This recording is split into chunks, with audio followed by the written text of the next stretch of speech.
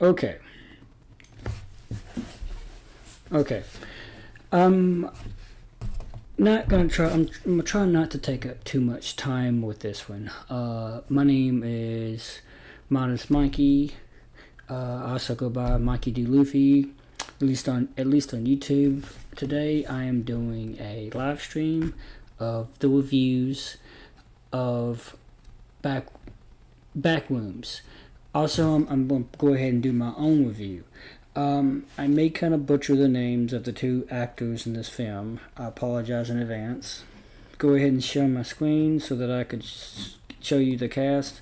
So the cast is pretty much Chiwetel Ejiofor as Clark, who is the manager of a furniture selling company or store, furniture selling store, and then you have Winete Wezavar.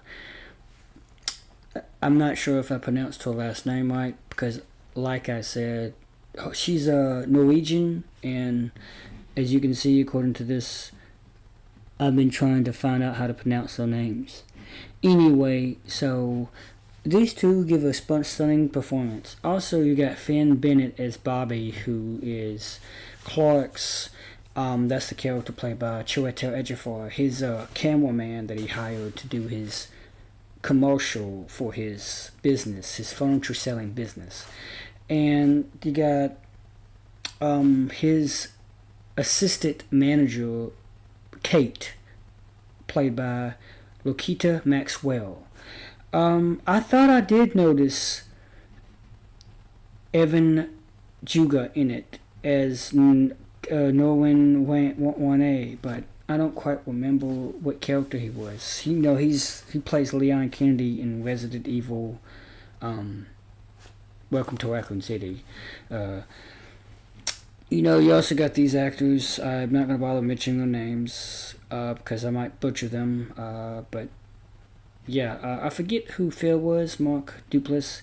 Anyway, so let's officially get into the review. I thought the movie was really creepy. Just like Obsession, it freaks you out. It gets to your nerves. I'm not familiar with Backrooms. Through a tiny bit of research, I just found out there's various Backrooms. There's and I'm gonna screen show again. There's the Backrooms movie that came out just last year. It's an hour and 3 minutes. Have not seen it. It's directed by Kenny Bean. Then you got The Backrooms, which is apparently a TV series directed by the same director of this film, Kane Parsons, who is, he's only 20 years oldish. He's very young, born 2005, so he's roughly, I think at this point, he's about 21, or at least he will be soon, according to his birthday here, June 18, 2005. Kane Pixels, YouTuber. He's a YouTuber known for a short series called The Backrooms. He has made films based on The Backrooms and animations based on Attack on Titan. Okay, so The Backrooms is basically a concept about an alternate universe for those who like that sort of thing and also love multiverses and whatnot. You also got The Backrooms movie, which I believe that's also that. So basically he's made a movie based on his TV series that was on YouTube. And just like the previous scary movie, Obsession, but also made by a YouTuber, I forgot the guy's name, I apologize, but you may know his name. It seems like these YouTubers are becoming some of the best storytellers. They're making quite the spectacle. The people on the internet, the web as we probably called, they are getting attention, and it's getting a lot of they're getting a lot of kudos from people. Starting with our own Chris Stuckman, who started this whole movie review on YouTube. He's got his own film called Shelby Oaks. It appears that if a movie is directed by a YouTuber, they know how to really give us the goods when it comes to scary movies. What I mean by the goods is they know how to freak you out, and not just with jump scares, because we've seen how Hollywood does it with cheap jump scares that we all kind of anticipate and we all kind of more or less know. They know how to put you in suspense. They put you in suspense, almost like it's a survival horror series. This movie kind of felt like the same nervousness you would feel by playing something like Resident Evil or any other survival horror series. Sorry, I'm freaking myself out because I'm looking back. Recently, there was a video game that just came out called I forgot the title. Oh, Echoes of the Living. That's kind of a scary film based on the 1990s, the late 1990s survival horror series. Funny thing is, this film, the Backrooms, it's set in 1990. You get the 1990 feel because the very cameraman that Clark hires, I forgot the name of the guy. Let me see real quick. Let me go back into the IMDb page. Oh, Bobby, played by Finn Bennett. Yeah,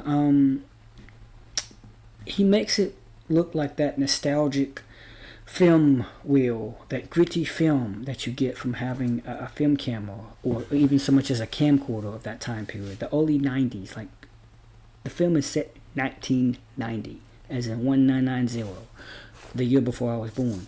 So it's a whole nostalgic feel. There's something about putting scary movies in not the 80s, definitely not the 70s, but right at the 90s. Like, it's the decade before 2000.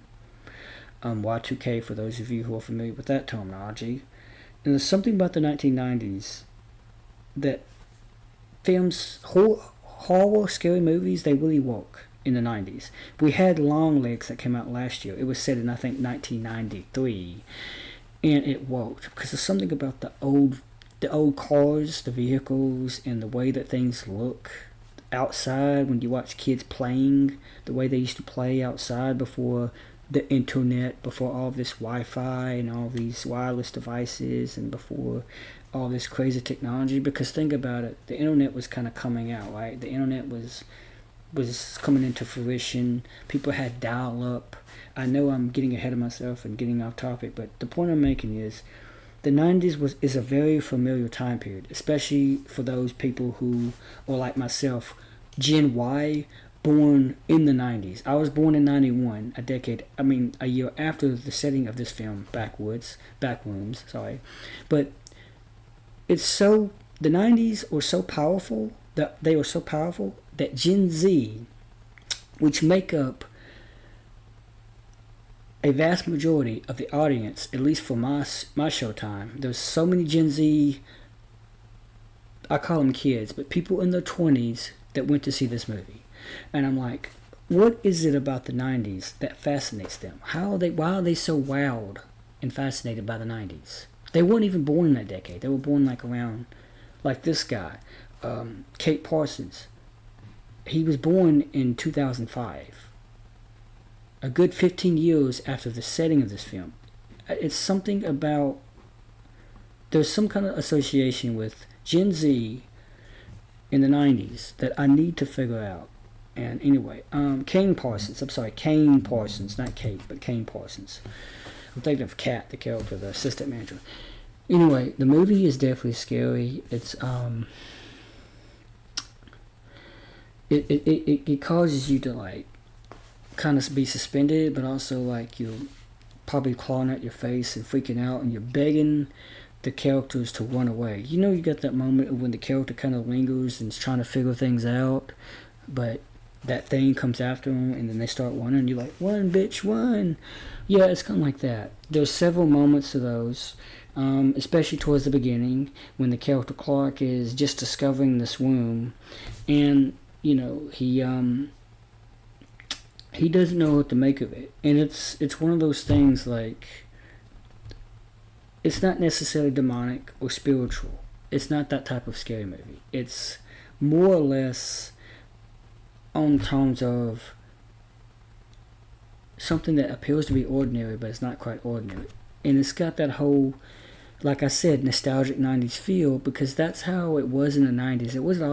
It always wasn't about ghosts and zombies and demons and evil spirits. It's mostly about the ordinary, and then something like,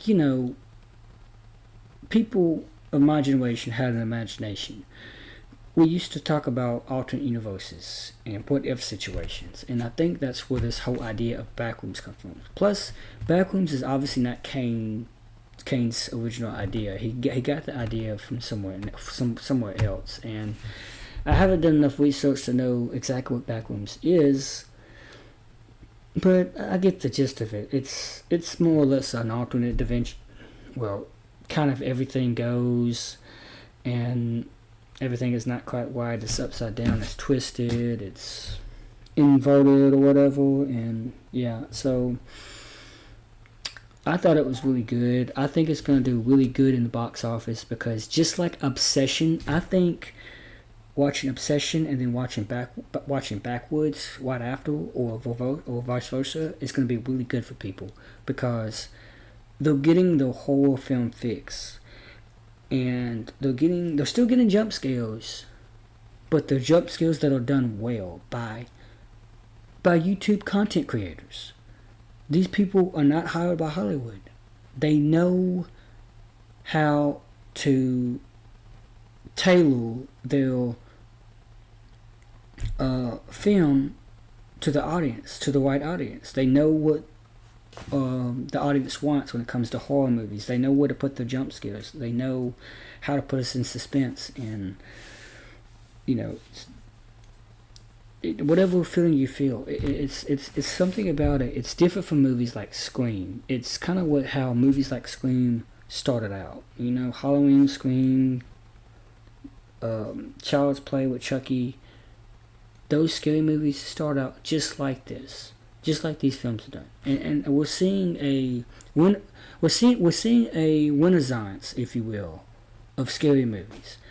So I'm gonna leave it at that. That's my non-spoiler review. I'm not gonna go into detail, and now I'm gonna enjoy watching other reviews. So like and subscribe. Check out my out of theater reaction for this film. And I hope I get those names right. I think I got those names right. I'm not quite sure, but anyway, so yeah. Thank you so much. This is Modest Mikey, aka Mikey D. Luffy. Peace. Am I doing alright? Okay, so still live streaming. Let's go into the playlist here. There's a description and all that, so Every week we see a YouTuber take the plunge to the big screen. Because we're all movie fans, let's be honest, which means we'll love the sponsor of this video. This video is brought to you by the new Sony Bravia 9 Mark II. Sony's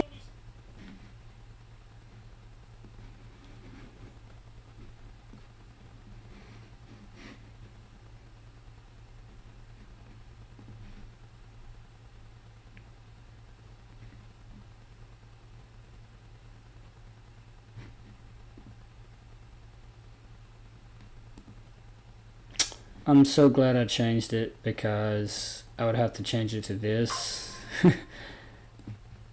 if I wanted to play on the desktop, and I'm not going to go through this whole live stream all night, or whatever, however long I'm going to do it, and it be on the wrong display.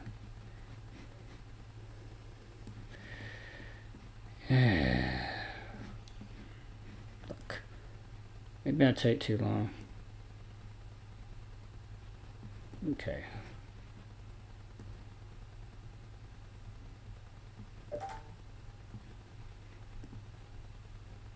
I think I got it though.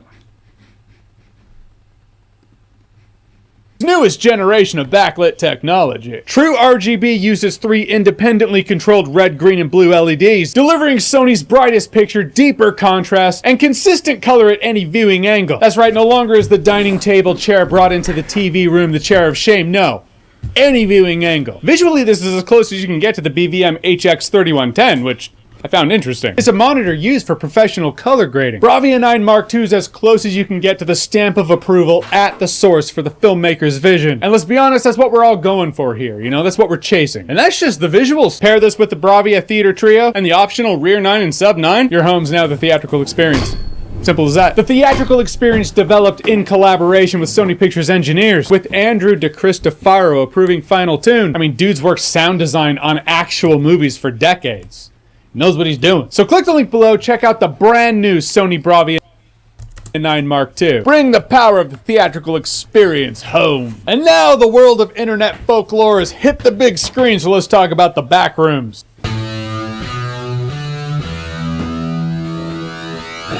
Or Backrooms. So Backrooms is written and directed by Kane Parsons. Will Sudik also has writing credit. Pretty proud of myself. I noticed the R in Kane Parsons' name. In my Obsession review, I called Curry Barker Curry Baker. Apologies. Love your movie, though. Those R's, they're sneaky. They just hide there. It's a thing. Now, hopefully it's Sudik, not Sodic or Sodic. So this is the movie based on the internet legend of the Backrooms. A strange dimension you might pass through a wall and meet at your local retail store. Chiwetel Ejiofor plays a store owner who has such luck, if you can call it that. So now we follow him around as he tries to find out what this realm is. Try being the operative word here. Now, Kane Parsons is another YouTuber making the leap to directing horror movies on the big screen. Now, I heard he's the guy who started the Backrooms. He's not actually the dude who started the lore of the Backrooms, but he did make the viral series about the Backrooms that got more eyes on it, that spread the word, got more fans. Full transparency, before going into this movie, I knew nothing about the Backrooms. I'd seen a couple videos of people, looked like they were in a store, like the store went on forever. It just looked like never-ending retail hell. And for those of us who have worked retail, we do call that the holiday season. The Backrooms kind of look like stepping into a non-fantasy 9 to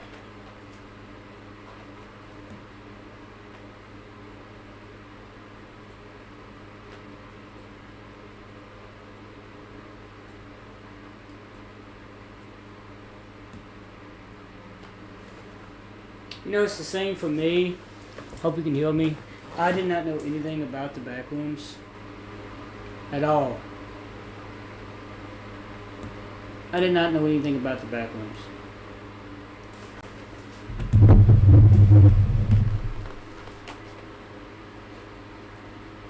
5 version of the Labyrinth if Jareth was the manager at your local H&R Block. But the acting in this movie, the actors are great. Chiwetel Ejiofor is reliable as hell. He's always clocking into work. There are times I don't feel the script is working for him. The actors in the movie are working for us more than the script is working for them, is what I'm trying to say. I'll swing back around to that in a sec. It's a weird dimension you might discover by walking into it at your workplace that kind of feels like a malignant version of reality. It's kind of like, you know, or you might not know this, but how tumors in the body can grow hair and teeth. There's no real function for it, but it can happen. It's kind of how I saw the objects in the Backrooms, you know?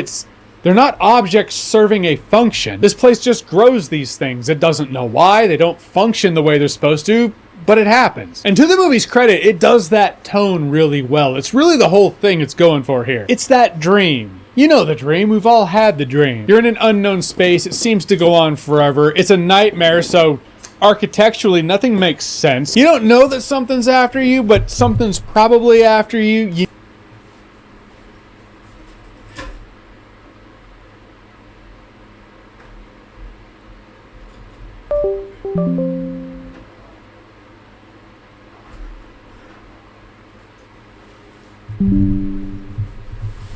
Oh, God. You need to keep running. You need to escape. You need to hide. You don't know where you can hide. You don't know how to escape. Is there a beginning? Is there an end? Don't know. And most unsettlingly, you found your way into this place, but after all the running and scampering, can you find your way back out? There is a bit of body horror sprinkled in here too. There is that. This does turn up the juice when it hits its found footage element. There's a found footage element in here in which, well, someone's recording with a camcorder because it takes place in the 90s. I think it's the 90s. Yo, the robot says it's 1990, Yep, 90s. So it's as 90s as the 80s gets, or as 80s as the 90s gets. So it's not found footage, it's more like created footage because it's happening in real time. And as much as I've found, and I feel like I'm not alone in this, come on, let's all say it together, the found footage genre's pretty...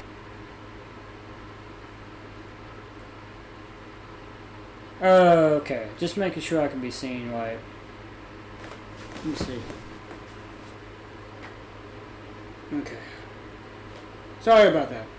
He played out at this point, I found those to be the most intense parts of the movie. I found that to be the stride, which makes sense. A lot of what I've seen in any Backrooms videos on YouTube are found footage type movies. I was pretty locked in those scenes, overused or not, 10 or so years ago. It's a formula for a reason. The way the camera will swing back, and something looks a little different, but you're not quite sure what. And some of the other exploration scenes, without the found footage element, they dragged a bit. I felt the intrigue start to melt away. I felt it go from slow burn to just feeling slow. And as I said earlier, sometimes the script felt off in its dialogue. One part in particular dealt with some really heavy unpacking, and the dialogue just felt cartoonish. I felt like Kane Parsons might have bitten off more than he could chew there. I felt like any chuckles in the audience were because it was being unintentionally funny, and then it would swing to being intentionally shocking, but it felt like it was a bit too much. Slightly adjacent to that, this movie's actually shockingly funny in other parts. Like in a good way, not in a way where it's like it shouldn't have been funny. It does undeniably add to the conversation of, yeah, the movie, I didn't find it scary, I found it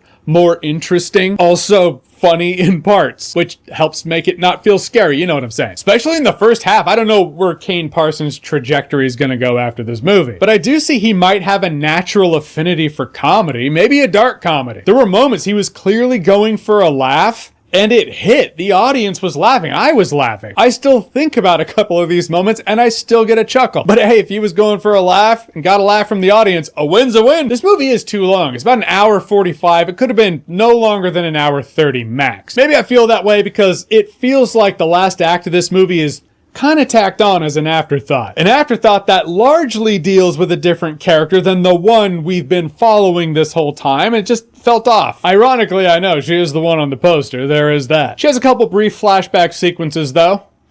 Guess those count as all the development we need. Renata Reinsve is also great in the movie, but again, the script doesn't always work for the actors. Also with her, I feel like you're working overtime in the pronunciation check with my videos this past week. I apologize for that. In the end, the movie Backrooms is probably... Sorry. They are some hard names to pronounce, Jeremy. They are, in fact, some hard names to pronounce. More for the already initiated to the lore of the Backrooms. It does have a solid production look to it. The camera works great. If this is your phobia, though, it's really effective, and I dug the tone. I thought the tone was solid. It has its flaws, and I can see the Backrooms working better as a series of online shorts, but by and large, I had myself a nice claustrophobic time. No alcohol required. Alright, so Backrooms, have you seen it? What did you think about it? Or what's a claustrophobic horror movie that scared the hell out of you? Whatever it is, whatever you think, comment below, let me know, and as always, if you like what you've seen here and you want to see more, click right here to see more.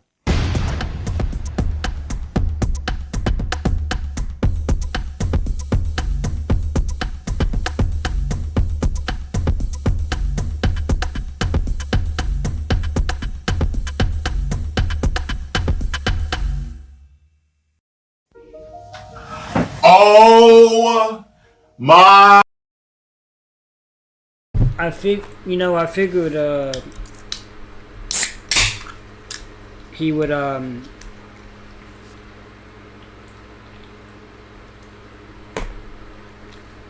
mention the needing to survive and finding a way out, because that's how I felt. I felt the need to survive.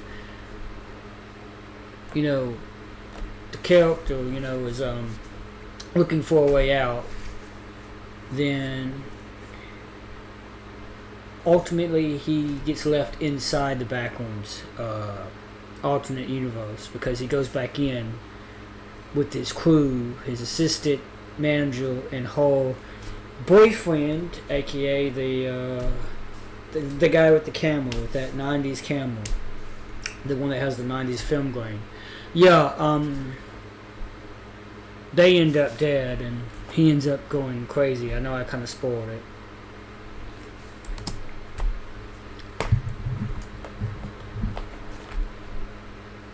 Oh, God. My God. What a waste of my time and money.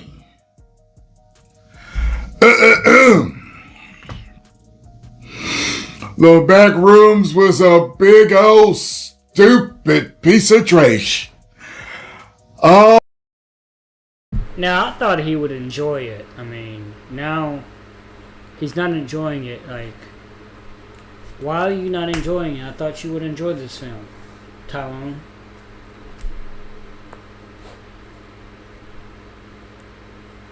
Oh my God. I am down for the cerebral, thriller, crazy movie. I'm always down for that. It's usually with movies like that, you get something different. You get something turning left when it should have turned right. You leave the theater like, I didn't leave the theater like that. I left the theater like, you ready? Let's get the out of here right now. Yeah. So, one thing that I'll say is that they did a good job of making things creepy. Certain things I didn't even want to look at. Certain people I didn't want to look at. If you saw the movie, you know what I'm talking about. One particular person, a man sitting at a table. It's like, what in the... That's weird. Two, the acting was good. The acting from everyone was good. Everything, good to great. Everybody's acting was good to great. Now, let's get over to the whole story. And I think that's where the problem lies. The story. And in what in the hell is going on in this movie. I don't want to spoil it for you, but you're kind of led to believe that these back rooms are between one and two things from what I saw. Okay? If you've seen the trailers, you're kind of led to believe it's like some world in between worlds, like just some type of weird, something off going on, another dimension, if you will, which it very well could be. But like I said, there's a cerebral aspect to it. There's the black dude in here. He's been seeing a psychiatrist for problems that he has. I think he sees her like once a week. Yeah, I totally forgot to mention that that psychiatrist aspect because the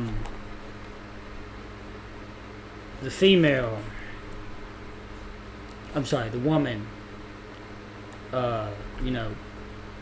played by actress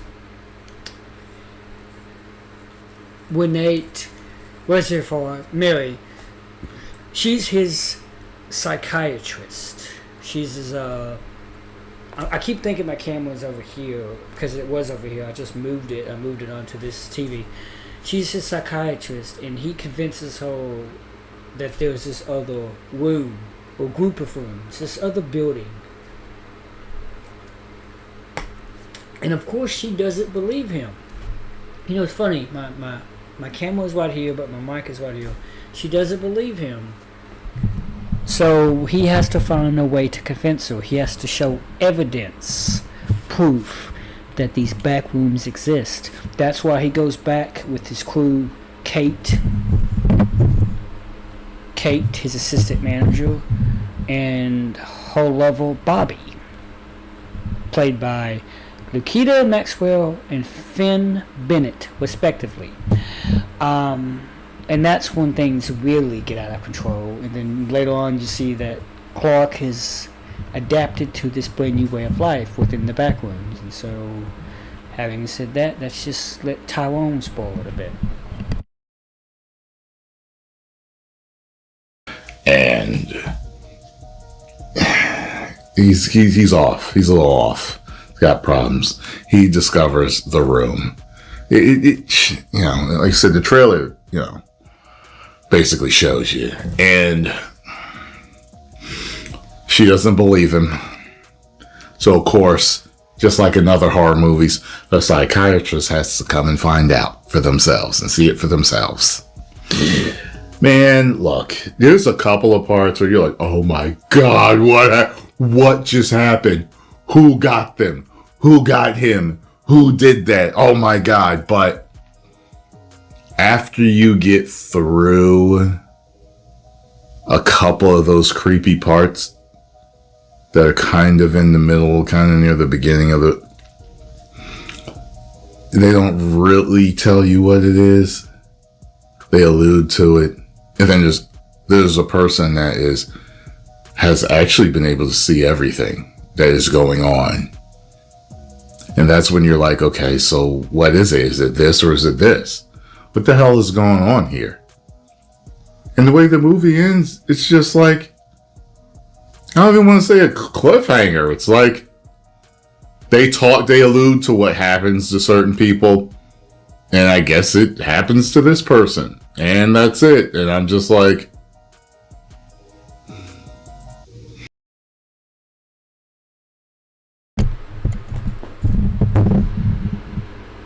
sorry, I'm just checking my microphone. Yeah, I definitely want to say that it makes you want to see it again.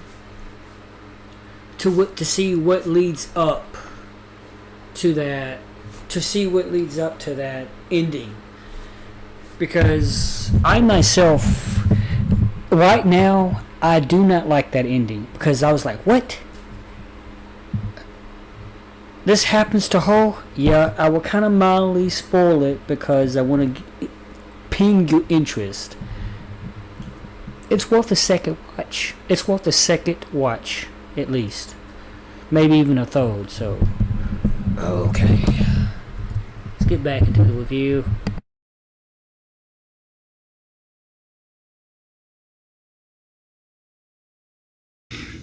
let me tell you something. This is a movie that if I knew my future, I would have just waited for streaming.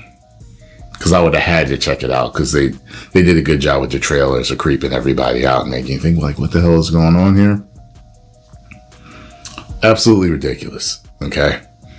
So I'm not going to give it a 1 because they did a good job of creeping me out and the acting was good. It is a good streaming movie, at least. I think it'll make a great streaming movie. I think the directing was good too. Like the way they shot certain things. It's just the story was bad. I didn't like it. Okay, so I'm giving it 2 out of 5. Woo! Post your comments down below. Let me know what you all thought. And if you enjoyed my review, commentary, hit the like button, subscribe, and share. And I'll see you in the next video. Woo. Hey. Man, he had to end that. He had to get out of there, just like the movie there. How much you want to bet he kind of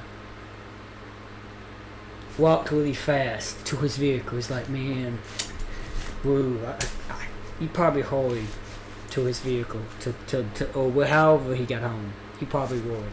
Why am I not looking right here? I'm looking right here because I'm looking at my OBS studio, and I should be looking into the camera. Mike, that's fine. Look into the camera right here.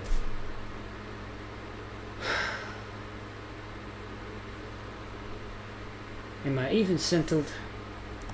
Everybody. Today I am going to be reviewing Backrooms. This was directed by Kane Parsons. This is Parker's first feature-length film, and I think he might be the youngest director to have a first feature with A24. He is 20 years old, and he is another YouTube breakout star like Curry Barker with Obsession a few weeks ago. But this particular project I've been intrigued by for a long time just because it seems like quite the risk that the studio is taking, especially selling it as like a major summer release. The marketing for this thing has been brilliant. The Backrooms, of course, are a reference to the creepypasta image that was kind of being passed around in the dark corners of the internet. And for the digital age, it's quite fitting because it's this idea of like a labyrinth of liminal spaces that create this modern. Like I said, the 90s!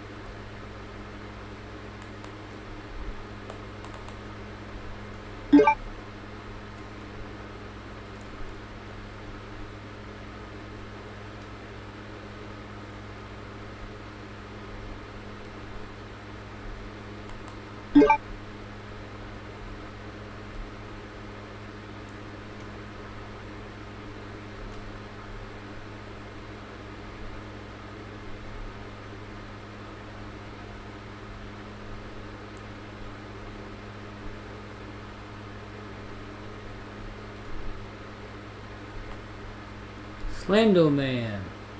There's a video game I played of Slender Man.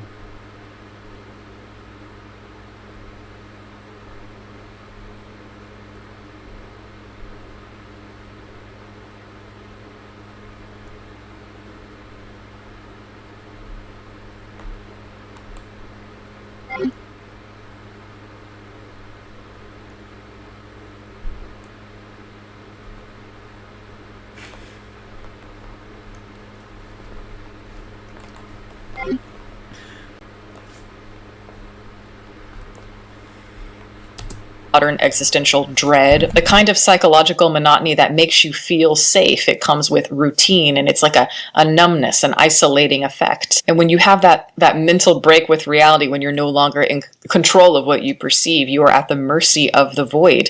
And it's as if you cracked open the concept of nothingness. That is the level of isolation we should be feeling. But what I like about it is how it's just slightly off. It's like a few breadcrumbs from your reality kind of got caught up in the attempt to create this void. And so therefore your memories, what you associate with reality, gets a little bit garbled by the abstract world. There is an episode of SpongeBob SquarePants actually that this reminded me of. It's where Squidward, he gets a hold of a time machine, and so he starts skipping through different time periods, and then he accidentally breaks it. And when that happens, he gets lost kind of in between time, in the void, and that's where time and memory starts to unravel for him. It's a brief section of the episode, but that feeling of being lost in that way, to that blankness, to me was terrifying as a kid, and it always stuck with me. But this film really capitalizes on the feeling from that particular episode, and I think sort of expands it into a feature film. Parsons made a series of YouTube short films about the Backrooms, and they went viral, and that is the main reason why he got the opportunity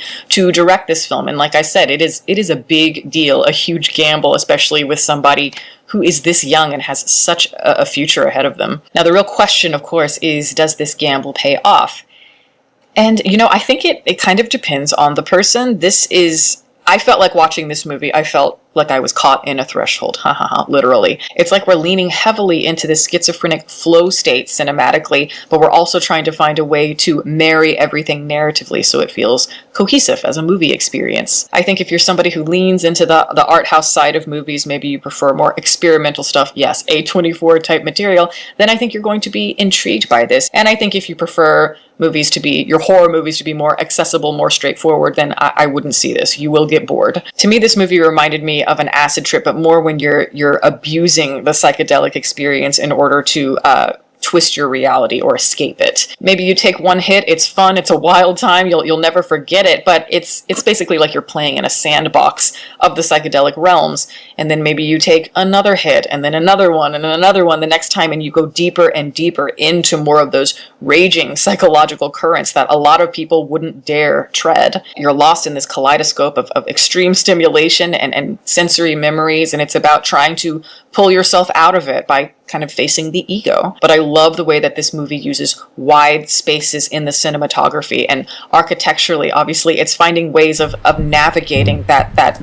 Yeah, I know I shouldn't do that. It might pop out the mental anxiety and memory, but it feels numbing, as if we're being slowly enveloped in this digital cocoon, but maybe we didn't even know it was happening until it's too late. The atmosphere in this film is absolutely incredible. It sucked me in for a good long while, and I had no desire to turn away, almost in a Kubrickian sense. I like that the movie uses deeper emotional trauma as the core of where the fear comes from in the movie. I think so many directors who took the same concept with the Backrooms, I think they would use that more as the source of knee-jerk scares. Camera drifts so slowly as you soak everything in as an audience member. It feels incredibly immersive. The art direction for the whole Backrooms concept is astonishing. The details so far as the symbols in each room, in each corridor. The fact that the Backrooms were built for real, to me, is amazing. It gives it this sense of place where you feel oriented in it. Stains on the office carpet, that hum of the electricity that's kind of surging through everything, the fluorescent lighting, and I love the yellow color of this whole thing. It's off just enough. It's not too vivid, but it's not too subtle either. It's like a stench in your brain. It's the color of yellow that's reminds me of old dentures. I love the brightness just in general for the look of the film. It reminds me of Stanley Kubrick's The Shining, the hotel, the framing feels very kind of wide and consuming. The film also gives you hints of what might exist at the base of the Backrooms so far as the origins of it, but it never gives you any clear answers, and I like the way that they play with your perceptions of reality at certain points. This movie just has a quality about it where I can't quite put my finger on it, but I know it's working for me, and I want to see more of this kind of stuff. It also feels very Lynchian. David Lynch obviously was a master of using architecture, rooms, interiors to reflect certain psychological states. This also heavily reminds me of a video game called Stanley's Parable, which I love because it toys with the idea of free will for the gamer in a way that the film medium just can't get away with due to the voyeurism of it. To me, Stanley's Parable had a great point to make about the agency of the player, the illusion of control, and to me, that's the real hook of the thing. And when I look at a concept like Backrooms, by comparison, as a movie experience, I'm not sure if it finds quite as unique of ways to translate that into a cohesive narrative where you feel the same heft of meaning. As compelling as this is in its mood and its direction, there's something to the main story here. It is about a guy who owns a furniture store, and he ultimately discovers the back rooms in the lower level of his store. There's just a slight disconnect for me. The narrative doesn't feel like it's quite in step with the overall concept. The movie keeps the framing of the emotional aspects of the characters fairly traditional, but I think by doing so, you lose a... Oh man, where's my camera? I'm getting a little bored.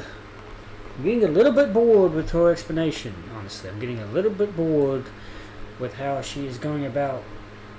She's so complicated in how she speaks. She's very... Let me move my mic closer. She's very sophisticated. It's not a bad thing per se, but sometimes I just wish she'd be a little bit more explicit about what she's saying, you know?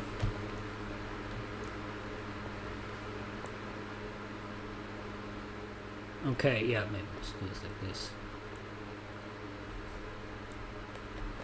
Little bit of that eeriness and the mystery. Because everything in this movie feels like it has to be explained through exposition, we literally use conversations between the main character and the therapist as a blueprint thematically for the tension in the story. Even if there are so many interesting ideas we are toying with exploring here. And what exactly is wrong with that? I mean, I think it's good. Could have been done different though, admittedly. Probably should have. It just feels like we played it a little bit safe. It is just a personal taste thing, but I wanted this movie to go even bolder. I knew she was going to use the word safe. I knew it. I wanted it to trust in that slowness, trust in the dread, trust more in the implied nature of those emotions echoing through everything. Don't be afraid to dive all the way in. Here it feels like, and this is quite literally a part of the movie, it feels like we have a rope tied around our waist in case we fall in. It's like, no, go in the abyss. And I mean that from a creative sense so far as the director is concerned, because I think they could have played a lot more with our perceptions of reality as a viewer. Find that Lynchian flow even more. Because his movies, when they are experimental like this and when they are at their best, I think they make sense conceptually, emotionally, and in a dreamlike sense. But Backrooms, by comparison, is just not fully paved yet. For me, the frustration comes from trying to find the balance between the accessible parts of the story and more the lofty art house aspects of the tone. It breaks the spell for me and takes me out of it just a little bit. Based on the third act of this movie, it seems like they want to try and expand the world of this movie and try and open up different stories in the back rooms, where we're exploring it more in the literal sense compared to the psychological. I think it works beautifully for something like The Matrix, which I think perfectly bridges the existential, the psychedelic, and yet it packages it through this very accessible way, through like the sci-fi action genre. That resonates, obviously, but here I'm just wondering how they're going to find a selling point for future movies if they decide to go in that direction. This is a really unique movie. I know that I have a lot of problems with it, but at the same time, I felt riveted by it in a lot of ways. I've never seen a film quite like this one before, and I do think it is by far one of the better liminal space horror films. This is like if Skinamarink had some actual body to it, some legs. To find a way to make banality very eerie and ultimately nightmarish is not an easy task, and I think they managed to do it. Yeah. Not an easy task. So why do you continue to bitch and moan about it. Saying it seems like you're being a little bit too expressive or a little bit too, like I said, sophisticated about your analysis of this film. So well here. Like I said, I think this director is very interesting. He's a kid, so he's got a lot of time to figure out what he wants, what direction he wants to go in. But I hope he trusts in his instincts more moving forward, especially if he decides to go into more bold, uncharted areas. But yeah, like I said, I recommend this movie if you like this type of thing. If you're listening to what I'm saying and you're like, oh yeah, that sounds right up my alley. If not, then I would say skip this. But yes, that is my review. Thank you guys so much for watching. I'm going to plug my website as always. It is deepfocuslens.com. I'm an artist. I do commission portraits, and I also sell prints of my work. If that is something that you're interested in, you can always go to the website below, and if you have a question about a commission or a print, you can always email me. My email is in the description box below as well. Also, I'd like to give a shout out to my patrons who are great. Guys, thank you so much for your support. Welcome to all the new members. If you are interested in supporting, the link for that is below, as well as the rest of my social media information. You can watch my videos here, and you can subscribe if you'd like. Catch you next time. Yeah, it was good. I'd even go as far as to call it really good. And this is coming from a petite homunculus that doesn't even like the Backrooms. I've always understood the appeal, I've just never personally found it scary or overly thought-provoking, and I played oodles of Backrooms games that are just some of the stinkiest slop you'll ever experience on Steam dumpster diving. So, I'm not exactly like the biggest Backrooms enthusiast, but I've always commended and appreciated the hard work that Kane Parsons has poured into it, and now he gets to see his vision on the big screen. And he turned a hater to a glazer. I had always bah-humbugged Backrooms, but this movie I really enjoyed. Now, it's not without flaws, obviously, no movie's perfect, but damn, he really did step up to the plate and hit a fucking dinger. So anyway, let's get into the weeds of it. Order up, here's that yappy meal. So, we follow, for the most part, Clark. He is a store owner who's selling furniture, and he's gone through a lot, and he's seeing a therapist named Mary that's trying to help him work on himself to change. Also, as with all the reviews I do these days, well, almost all the reviews I do these days, I'm getting into spoilers. So here's your spoiler warning. Alright, and there it is. So he is seeing Mary after he's been kicked out of his own house by Barbara, his significant other, and now he's living at the store, and he hates it. He wanted to be an architect, and he just unfortunately wasn't in the cards for him. Now he owns this furniture store, and he is just filled with this bubbling rage. And when he is going through an exercise with Mary, it becomes very clear that he has some deep-rooted anger and has this lack of ability to accept things that are his fault. He has a drinking problem. He lashes out. He bears resentment towards Barbara because he's paying for her to go to school to be a lawyer and not contributing. He pays for the house, but now he's kicked out of the house. It's not fair, and it's not his fault, that kind of thing. He's a pretty interesting character, and the acting in this film is, really good. That being said, there are times where the script just isn't super strong, so even though the acting is really solid, there are moments, and it's mainly towards, the second half of the film, where the dialogue just gets a little cattywampus, kind of gets weird and wacky, and I don't think it's, intentional. It just kind of, at times, doesn't hit the way I think it was supposed to. But it's not a huge issue because it was only a couple of lines that I thought kind of stumbled and fell a bit flat. It doesn't, ruin any scenes or any sequences or anything like that, but just something I wanted to make a mention of. For the most part, the writing and the acting are very, very strong. Anyway, though, Clark owns this furniture store, and it's been having some electrical issues, and he, one night, goes downstairs of the furniture store and is trying to solve it himself, but he's really upset. He's fucking flipping switches, and then he accidentally discovers that the wall near the breaker, he can phase right through it. Dude's fucking no-clipping here. He then goes through the other side here, and that's when we get our first glimpse of the Backrooms. And it looks really cool on the big screen. A lot better than it looks in the fucking games that I've experienced. It goes on forever. It's got nonsensical...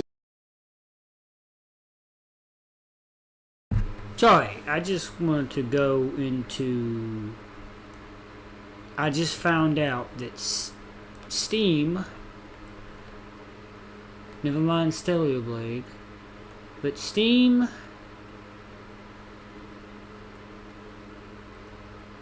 has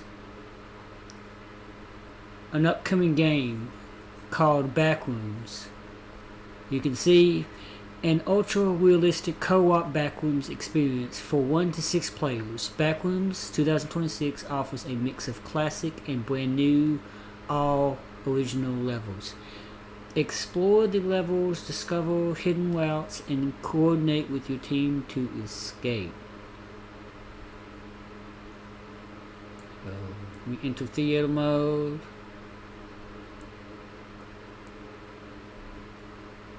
On the full screen.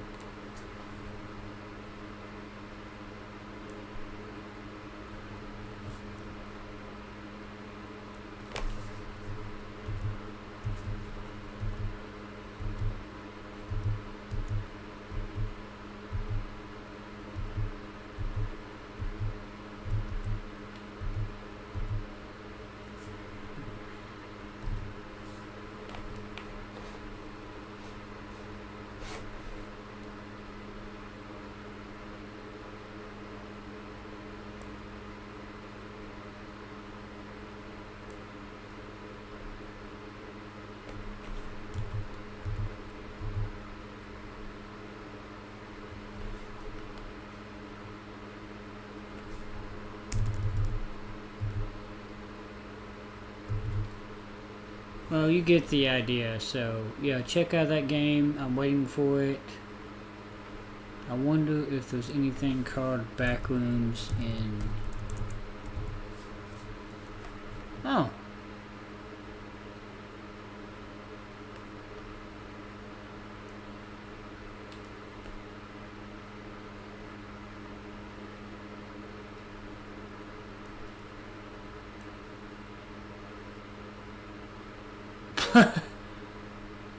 Another one called Backrooms, and you gotta look at the publisher. The publisher is Cynical Revolution. And this is by Phantom Games, so they've got multiple titles. Looks like there's a lot of publishers, aka game developers, that are going off this concept. August 2026. So far, we've got 3 titles. Just for Backrooms alone. I'm gonna add all these to my wish list. This looks more like the actual movie.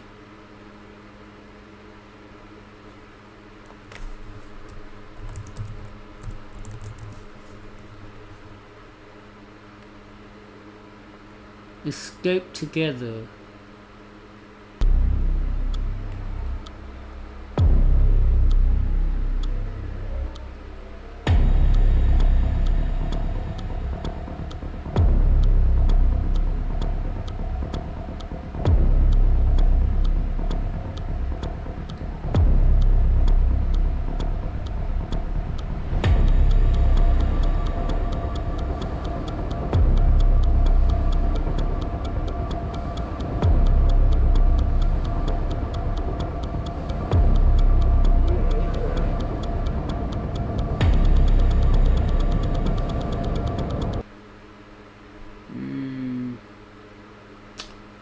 Anyway, let's check out the other one. I think I added that one. I'm gonna add all these.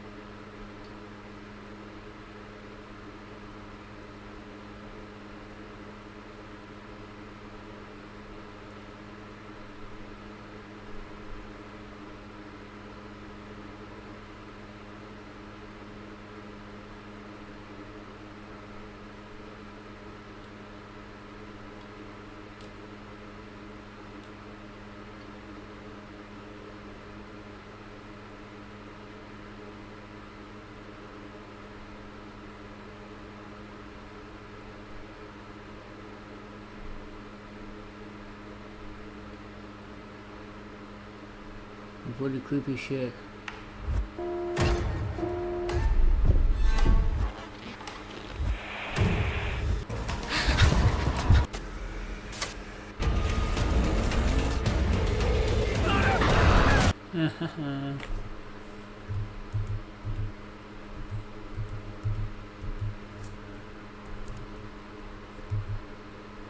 Yeah.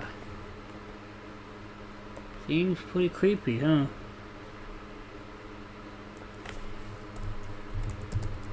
There was one more. Last hope.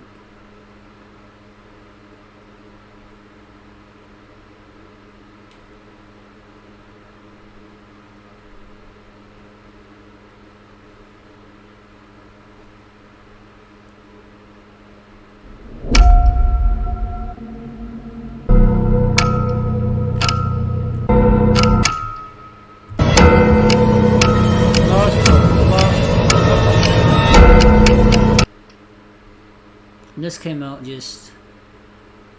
Wow, this came out a week ago, right? This came out last week. Yeah, on the that's with the release of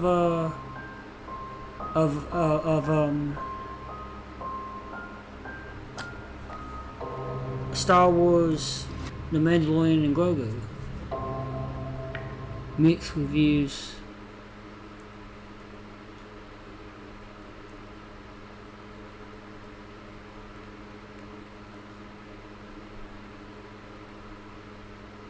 Might check it out.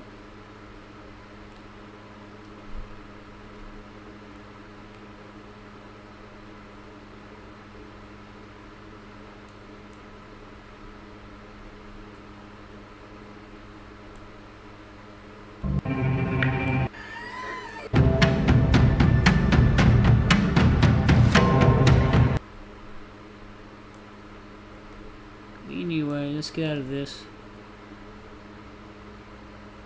Wait, did I? Let me make sure I added it to my... Yeah, I did.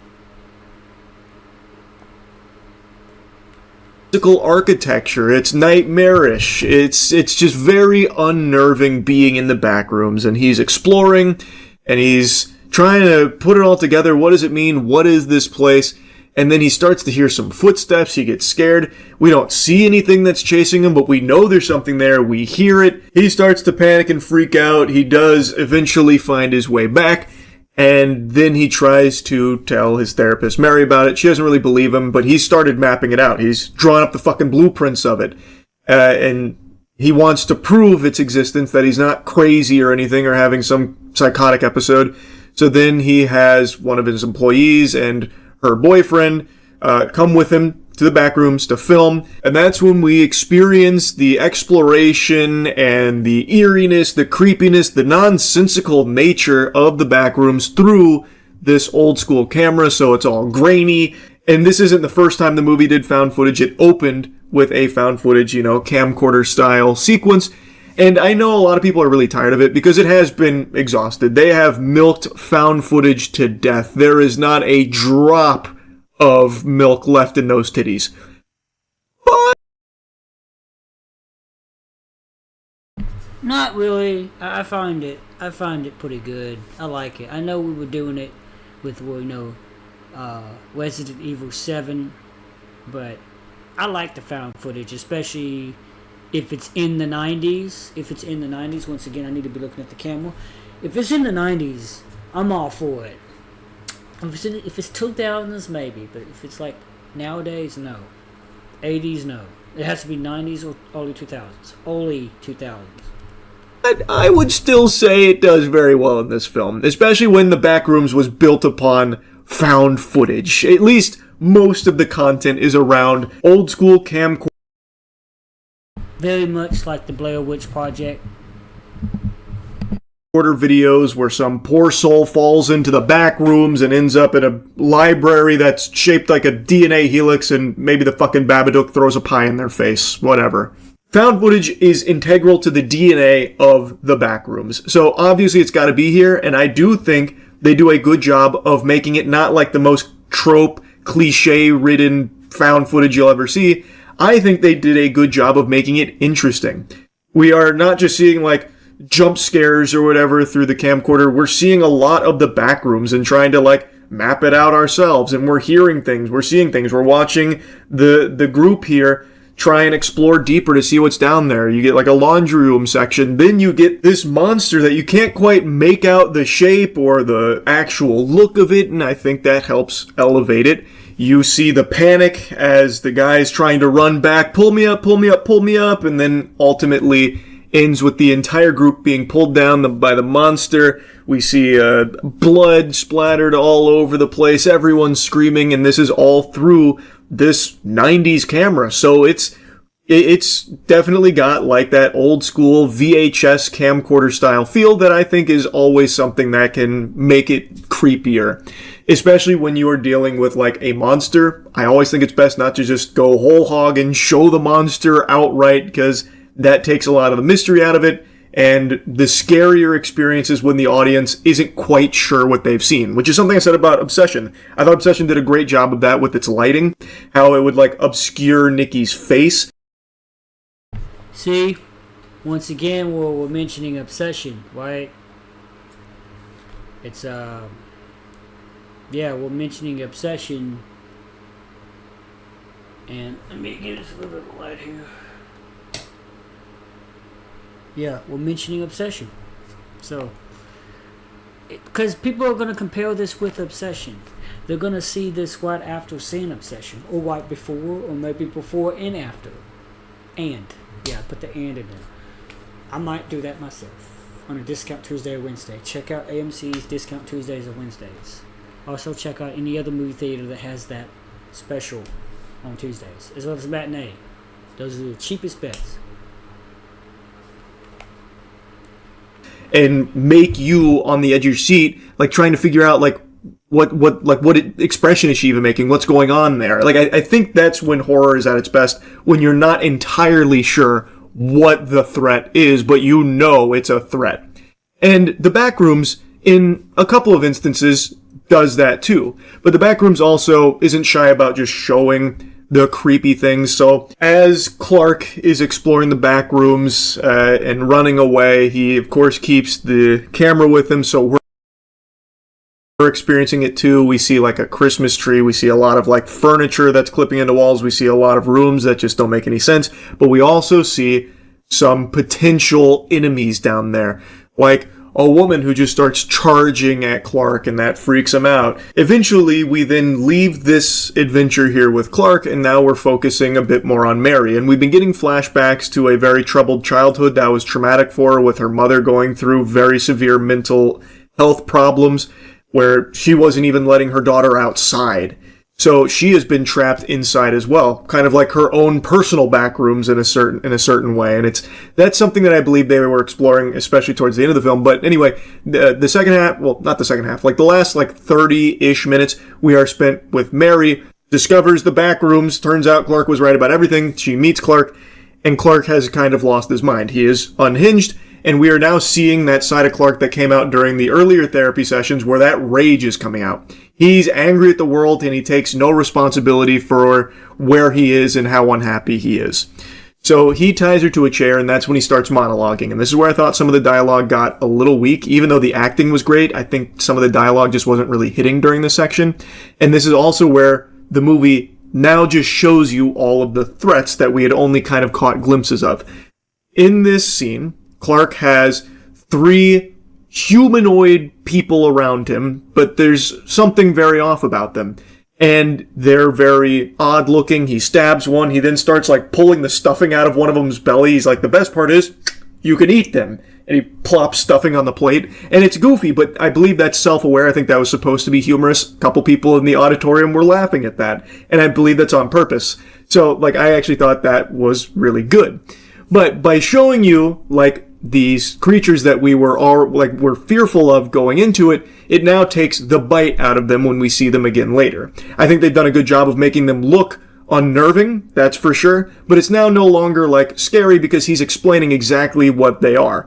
They're basically thoughtless, feelingless husks. They are copies, and the area they're in is a unexplainable phenomenon that remembers everything, places and people, and it copies them. Without rhyme or reason, things don't logically connect. The more it remembers, the less it gets right. So everything just looks off and doesn't make sense.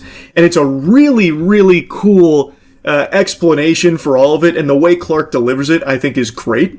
Like, I actually was really captivated by that, and it was, I think, a very good, like, reveal of the Backrooms to Mary here, as Clark has lost his mind. Clark, while explaining this weird, wacky world that they're in here in the Backrooms, is also very threatening to Mary. He has a knife. He's got her tied to a chair, and it looks like he's going to kill her. He even goes up to one of the copies in there, the woman, and scalps her, cuts her hair off, takes the scalp and puts it on top of Mary as a wig, and then demands that they go through that exercise from the beginning of the film where he is being walked through his experience the night that Barbara kicked him out of the house with Mary, and now he is demanding that Mary play Barbara again. It's a very tense scene, and I think it works really well. But where I think it loses some of its luster is after Clark and Mary have their big exchange, and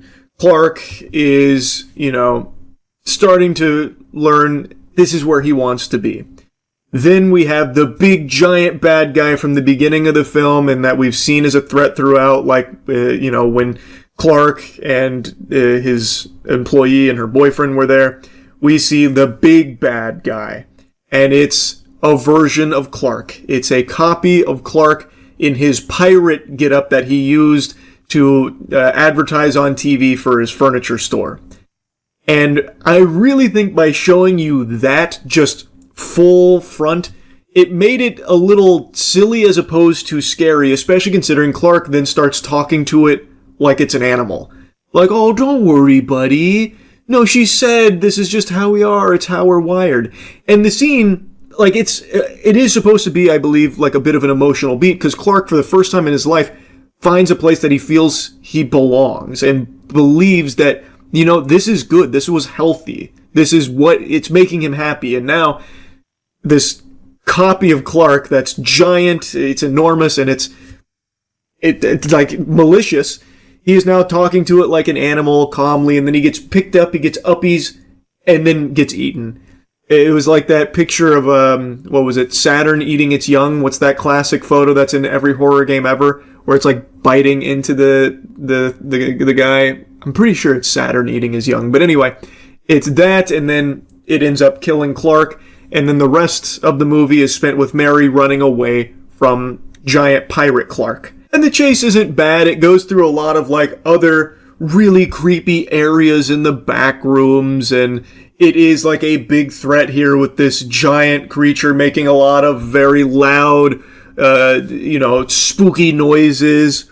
But to me, I thought the movie was at its best when it was slowly building to things, gradually building tension, and unnerving you, as opposed to now just kind of being like a nuts to butts chase. And that's not to say the whole chase is just like Scooby-Doo-esque or anything like that, because there are some tense moments in there, and it's, like I said, it's not like I disliked it, but I just really thought by keeping it more of like a mystery and keeping it more obscure on like what's even around and what's making it a threat, I thought that's when the film was at its best. And I really think the camcorder footage, the found footage, were some of the best sequences in the film. Now, admittedly, I do think there are some parts that maybe linger a little too long, especially when Clark first gets to the back rooms, where we'll see him walk down a long hallway, and we see every fucking agonizing step of that walk. And it's, obviously, he's in like a really weird location, and this hallway doesn't make a lot of sense. There's a lot of like noise now happening, so like I get why it'd be slow, but I just don't think we needed to see every single step there, because then it does feel like it dragged.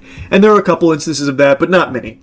But what I'm saying is, I really do think the film was at its best when it was slowly building and slowly showing you things that you, as the viewer, weren't entirely sure what you saw. I thought that made it creepier.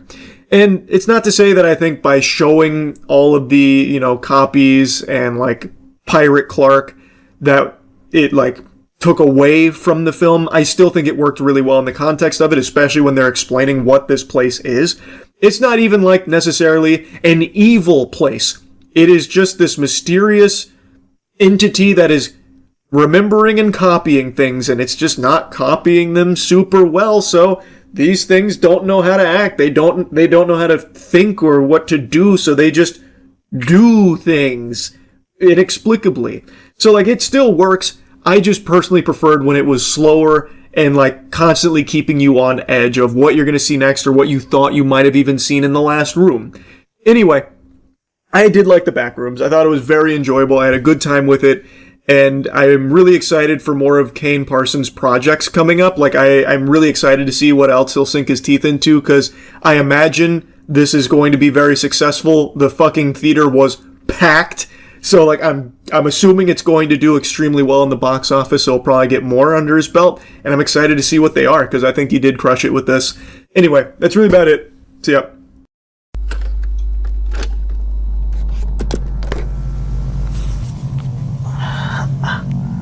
Okay. Sorry, this is the type of movie that you want to see at Alamo Drafthouse, which is what I should have done. This is test 1. After all the years of research, I think I finally found it. Let's go inside.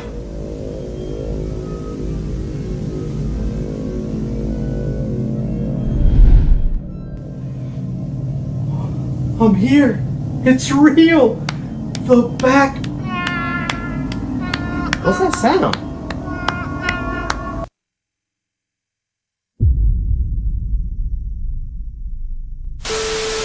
Backrooms is the latest A24 horror movie directed by a 20-year-old Kane Parsons. This time around, we get a tale of the eerie liminal space where one furniture owner discovers the back of his store has an entrance into the backrooms. That's all. Pretty much. I got any spoilers to you guys. This will be a spoiler-free review. Honestly, I did not think.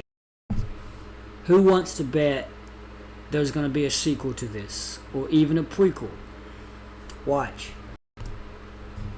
I would be making a spoiler review, but after having watched the movie, definitely a lot I want to chew on and dissect about the lore and things this movie creates for the Backrooms, so stay tuned for that. But until that review, keeping it spoiler free for now. Okay, I think most of us are familiar with the Backrooms. A little history on my knowledge on it. I mainly enjoyed it as the casual meme online. Of course, I'm aware of the original 4chan photo that went around with a small description, and then it kind of just took the internet by storm, and Kane Parsons, of course, probably the most popular version of it, creating his series of horror shorts. Now, admittedly, I only saw the first one he put out. I didn't carry on with the rest after this movie. I think I need to change that. But for me, the Backrooms was something I more enjoyed, with just everything that the internet was adding on to it. All the memes and even the creepy spaces, people who would go out and find abandoned locations, whether they're video stores, malls, abandoned Toys R Us's, and then just add that creepy liminal space music, and it like gave you a weird vibe. Overall, the Backrooms to me was just always an intriguing concept. This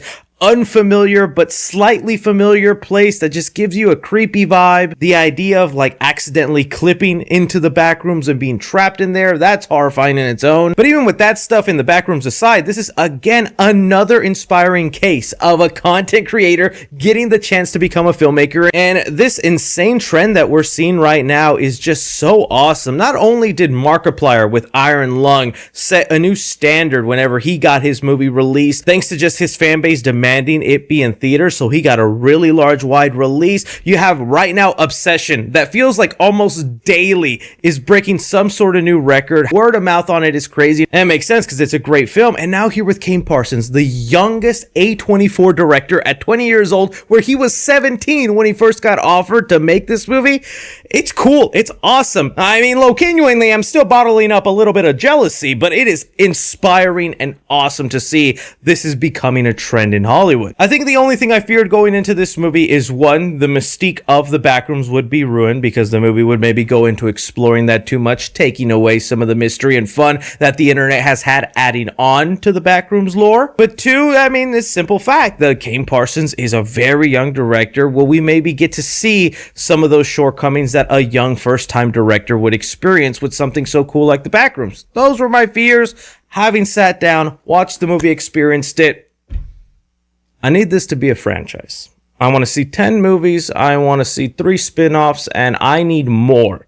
into the world of the Backrooms. I honestly was gripped from start to finish with the Backrooms, and I think there was a lot of interesting, great things done. Stuff that, again, makes me want to analyze and dissect the movie about how the Backrooms itself works and the things the movie introduced. But even before stepping into all that, yes, it is impressive a 20-year-old directed this movie. Kane Parsons did an amazing job with this. For his first big directorial debut, I absolutely loved the look of this movie, from its aesthetic and the way it plays out. I think one of the things that captures specifically my attention of the Backrooms is almost that 90s nostalgia or early 2000s nostalgia. That's what I see a lot from the liminal spaces that at least give me a creepy feeling. It's the spaces that I remember seeing when I was a kid, right? And this movie largely being set in the 90s, everything within it, even before you're entering the Backrooms, I thought just had a captivating look to it. From the puffy couches, the carpet, even just the way the furniture store looked. As someone who was dragged to furniture stores a lot as a kid,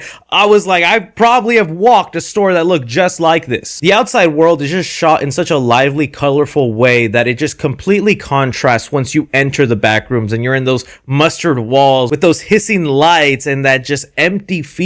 But admittedly, I also know that's not entirely on Kane Parsons, because you have a DP, you have a cinematographer, but his choice to honor what came in his viral shorts with the VHS found footage angle that the movie has, while mixing it in with traditional filmmaking, I thought he blended in those two very nicely, and it felt so seamlessly when we switch from one perspective to the next throughout the movie. Because as we start to explore the Backrooms, you really get an understanding of why Kane's vision of it became viral online. He's got a really good sense of just looking into an empty hallway, looking at something that just doesn't feel right. And even the way the movie goes about explaining the Backrooms, like the Backrooms to me is something really hard to kind of just explain to somebody. Think of somebody older who's never seen the Backroom memes or the viral shorts online. Like, how do you even go about explaining that to someone? And the movie actually has a great line about a dog that's a perfect descriptor for the Backrooms. But there was a really good sense of dread. That's what I was just thinking about, how one would go about explaining the concept of Backrooms. And I think that's why they put that in the movie, because the very idea of it is just like that, trying to explain what a dog looks like, then asking that person that you explain it to draw it. Eerie and uncomfortable feeling every time you turned a corner in the Backroom. Sometimes with analog horror, I'm not the biggest fan of it. Think of something like with Skinamarink, where that in itself, I understand why some people enjoyed that, but after a while of just slow-paced movement, turning a corner, there's only so many yellow walls I can look at before I'm like, this has just lost its creepy feeling and I'm bored. That didn't happen to me. Every new room we entered, every new weird thing explored in the Backrooms really did have such a grip on me, where I was just like leaning into it, wanting to know more, seeing what does that door lead into. I feared that eerie, uncomfortable feeling would only work maybe like in the found footage setting, and it maybe just wouldn't come off as well in the traditional, but I felt in both instances they were creepy moments that actually kind of made my heart sink at what I was looking at. I was like, oh, that's kind of creepy. When getting onto the performances, we essentially have two leads in this movie: Chiwetel Ejiofor, who's the furniture store owner, and Renat Rensev, who plays the therapist. This is also where the writing and I think the building of the characters was really strong. I see that there's two writers, Kane Parson and Will Sodick. Not sure how much heavy lifting was done, but in terms of the dialogue and interaction, but just even the first scene between Clark and the therapist, it was a really great introduction to those characters, and it really set up some of their motivations or what made those characters tick. And again, I think that's an important part of this, because once our characters enter into the Backrooms and they have the fear of possibly being stuck in there, you want to care for them and want to see them get out. That paired along, though, with how their backstories and character details play into the Backrooms, I also just love that. There's a thing I'm trying to dance around that I don't really think is a spoiler, but some people were debating it. I'm just gonna say it does not ruin the movie at all, and the reason I believe that is because the movie literally opens up with this and establishes that that this thing exists in the back rooms, but some people were debating on whether this movie should or shouldn't have an entity. I thought that was an interesting debate going on within the internet about people who just thought the back rooms should just be these empty spaces and that's the horror in itself, while others are like, no, that's boring. We need something like a creature or an entity to add to this creepy space. And well, the movie makes it very clear in the opening that there is something else in the back room. And that's all I'll say about that. But what I will say is I loved the handling of this entity and kind of the way the movie tries to unravel the way this entity works. That's again something I was very fearful of going into this movie, is peeling back too much of the layers, especially something with the backrooms that even Kane has said it himself, which I love that he has this mindset as a creator, is this is my version of the Backrooms. It is not the version of the Backrooms. It's not the definitive Backrooms. This is just his vision, his interpretation. And I think he's really smart to say it that way, because the Backrooms has become an internet thing where I think some people will go into this and they'll be kind of surprised with the way the Backrooms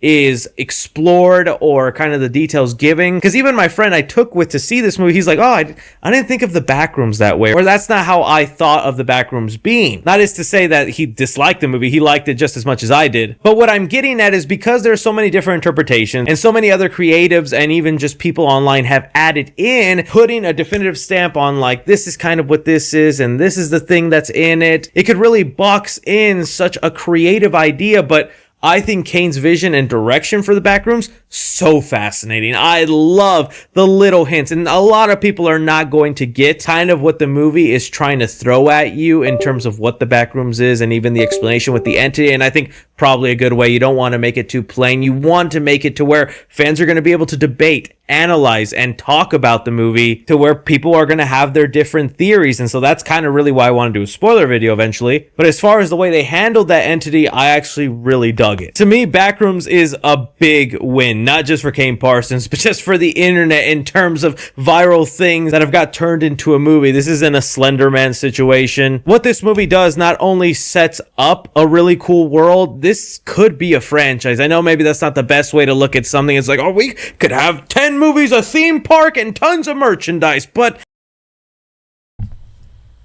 I think it already is a franchise. Yeah, it is.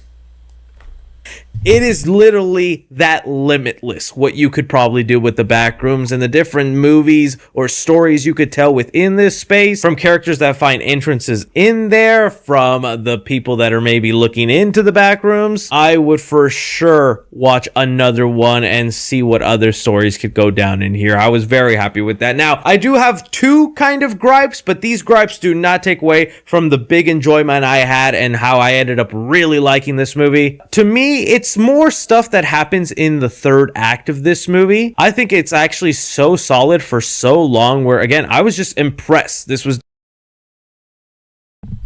the third act is always the least favorite. Always. It's the most hated of any movie.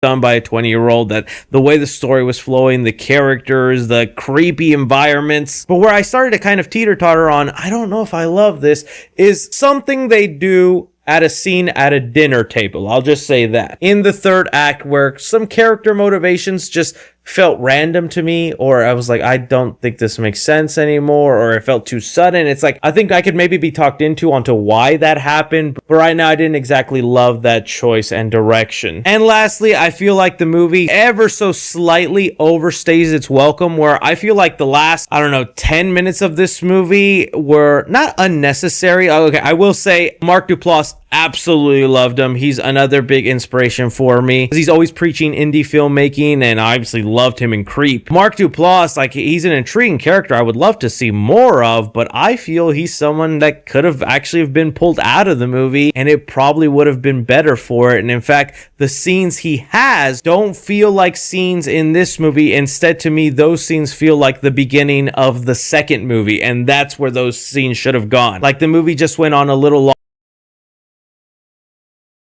Like I said, sequel, it might be the beginning. It has to be the beginning of a second movie, if there is one. It has to be the beginning of the second, if there is one.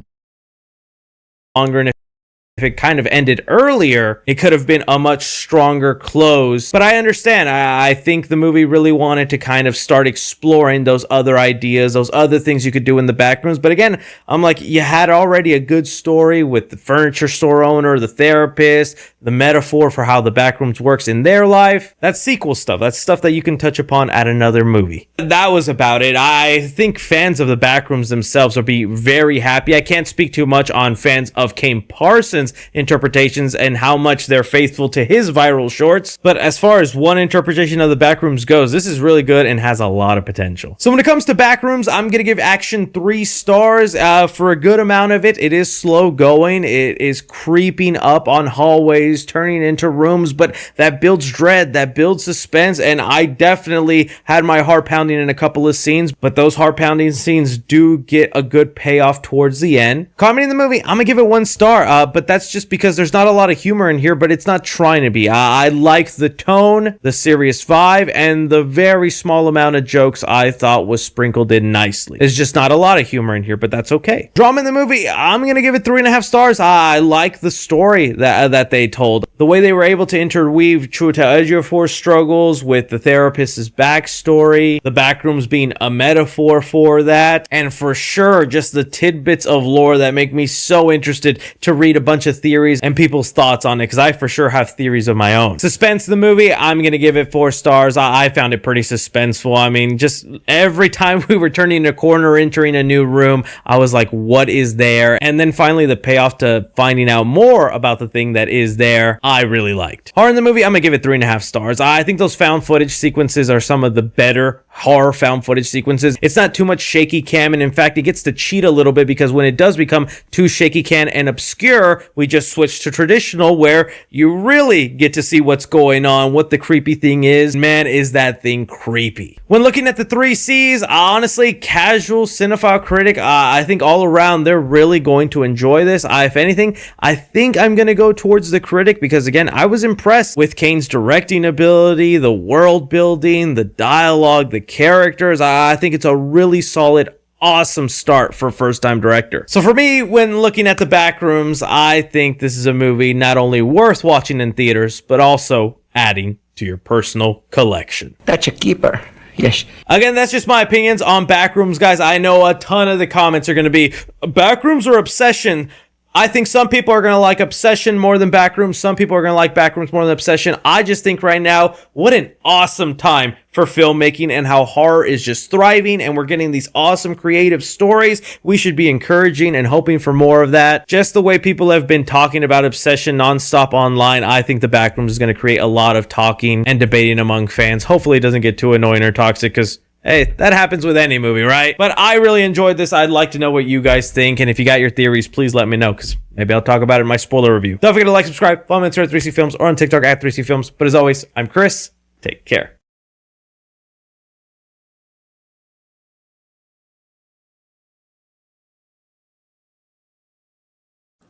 What's going on, everybody? This is a non-spoiler review for Backrooms. This is the movie from superstar Kane Parsons, 20-year-old Kane Parsons, YouTube reviewer, now directing a feature film. The hype behind this thing has been massive.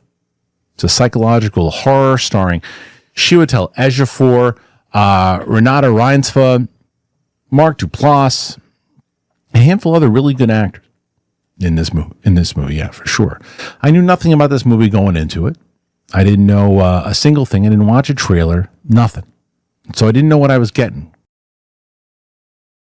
I watched the trailer, but that's it. That's all I did. As it starts out, I'm like, oh, is this a found footage movie? They certainly use found footage, but it is not a found footage movie. I think that the best way, if you're going to like soup this thing, it's like Blair Witch sprinkled with Lost, sprinkled with Severance, with Alice in Wonderland, and Barbarian. Put all those together, and you get this journey of Chiwetel Ejiofor, who discovers this. He's a down on his luck. He's been going through some stuff. He's an alcoholic. He's lost his wife. He's seen his therapist. Not romantically. He's going to his Renata, who plays his therapist, and he's telling everything that's gone down. He was an architect, and it just all went to shit with his marriage. And now he's selling furniture. And while he's selling furniture, he discovers this other dimension. And while he's in this other dimension, it's just office space, and it goes on and on and on, and a maze, and just this crazy shit from one room to the next. And he's got to try to figure out what this is, and we have to try to figure out what this is. And then he's got to get other people involved in it, and then it just untangles. So what I liked about this movie, first of all, I love the music. And I'm more so of a psychological horror thriller. Let me figure it out. I'll be creeped out along the way. As long as I'm interested, just make me think and creep me out. That's what this movie does. It absolutely does that. Along the way, you're just following it. It's visually stimulating. Chiwetel Ejiofor is just such an incredible actor that the second you set him up, you're with him. You're trying to understand what he's doing, the decisions that he's making. And I really enjoyed that aspect of it, and just trying to figure out what the hell is going on. And as I said, as they mix a very good job of mixing like the found footage aspect with the traditional filmmaking, and including the great music and the great acting, and I'm on board. The issue that I have with this movie is maybe not an issue that you're going to have with the movie. I don't love the ending. For the first, let's say, I don't remember how long the movie is. Let's say it's an hour and 50 minutes long. So for the first hour and 35 minutes, they're taking me on this one journey with one particular route, and I'm on board the whole entire time. And then they make a shift and they go in a different route, and you're either in or you're out for that one. It kind of lost me at that by the time they made that move. And by the time they finally get to the end, I go, but I don't know if I'm going to be in the minority, in the majority of that. I might be in the minority. If you are on board for the ending in this, I think you're going to love this movie. It's a very well-made film. I also do not love the ending of this movie. Like I said, I was like, what? Really? Nah. It's a very well-acted film. It's a very well-directed film. It's a well-written film. It's just a matter, for me, of where it ultimately went at the very end of it.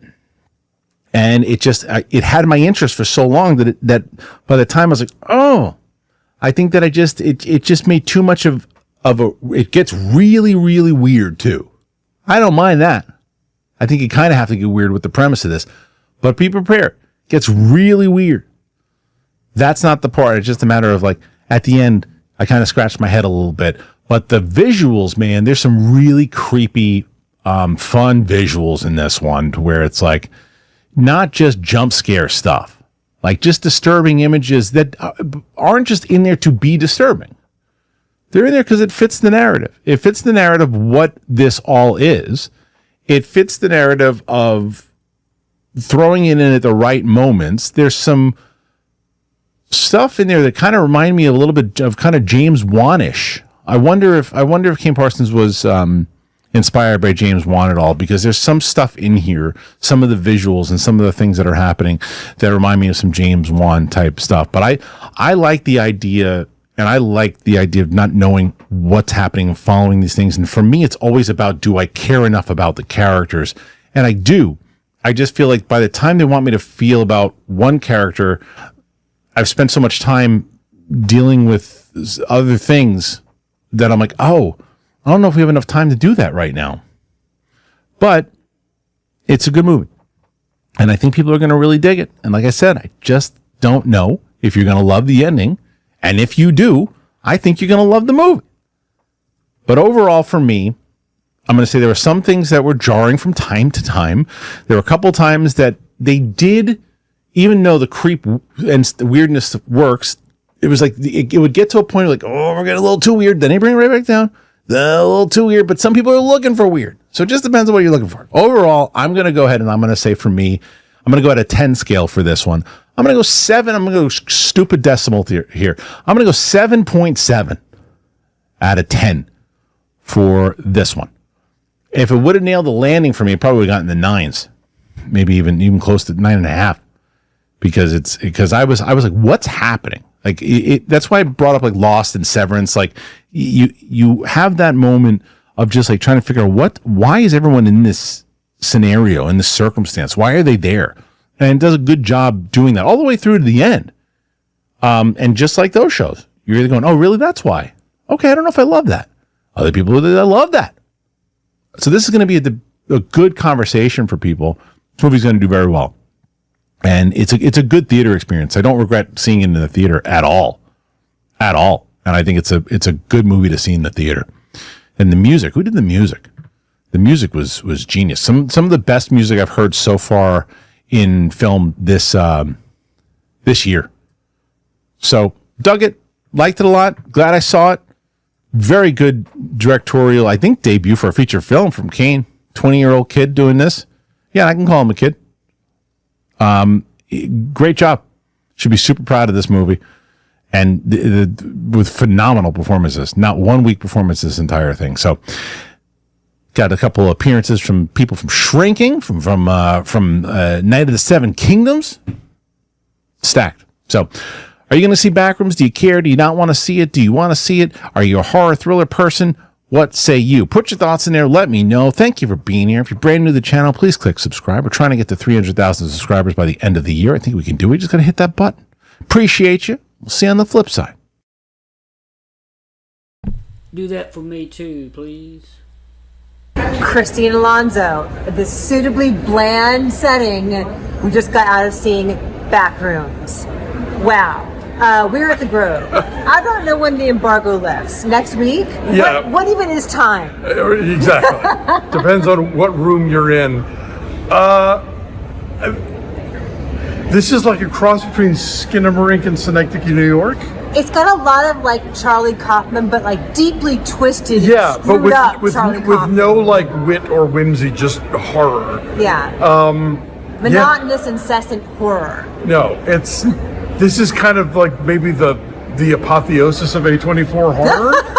And then it's just a bunch of weird blank rooms, but it's like still seeped in dread and unease and it's weird broken furniture. Yeah. Things that are just off kilter slightly. Yeah, the tiniest bit off-putting, just like hallways that don't make any sense and doors in the ceiling, but not like in a whimsical Alice in Wonderland kind of way. No. And like the shittiest furniture you've ever seen. It was 1990. Yeah, not a good time. And like this movie is as meticulously art directed as I Love Boosters, but to be hideous. And that takes some doing. I mean, like it is consistently just off-putting. Yeah. And that's exactly what they were going for, and they do it. Right. To make you feel dread. What's going to happen in each new room that Chiwetel Ejiofor goes down. It's saying something about the nature of memory and trauma and not being able to get away from yourself and like bad patterns. And there's no good answer to that. No. And it definitely does the thing where, like, a thing that bugged me about the post Get Out Jordan Peele movies is I feel like they explain too much or too little. Right. And this one's just right. Just enough. Yeah. Renata Reinsva is great in it, like increasingly great in it. You think you know who her character is and there's more to her. Yeah. If you have a problem with claustrophobia. Yeah. Or like the thing that I know bothers you when people hurting themselves or like being hurt. Yeah.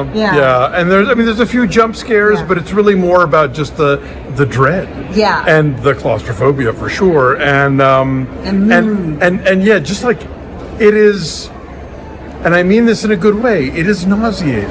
It's a lot of like first person kind of Blair Witchy kind of. Yeah, and just like these yellow walls and just I mean like this movie's ugliness is breathtaking. Kudos, because I mean I'm not saying it like it's a bad thing. I mean like this is meticulously art directed hideousness. Yeah, Kane Parsons made the movie he wanted to make based on the YouTube videos he wanted to make. So if you know the videos, this is a continuation of that. Yeah. We'll review for you, I think, on Wednesday. Yes. Yeah, I gotta like shake this mood now. Like it leaves you with a lingering mood of just unease, and so that is effective. That's what he wanted to do. For sure. Yeah. No. I had not seen any of the YouTube stuff. I went in totally cold, and freaked my shit. So bravo, sir. Yeah. We'll talk about it more next week. Subscribe. Thanks for watching. Bye. Bye.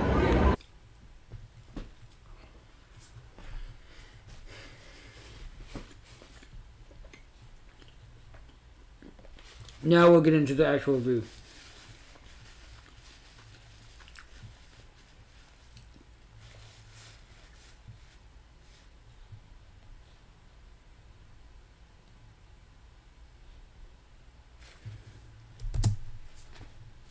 Let it buff for a little bit.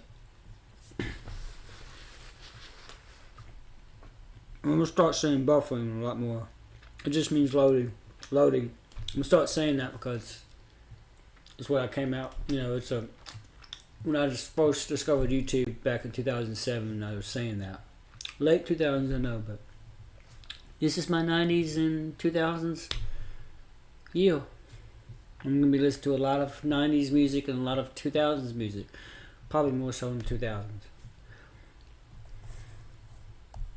I don't know that I ever want to see this again, but it does what it sets out to do very effectively.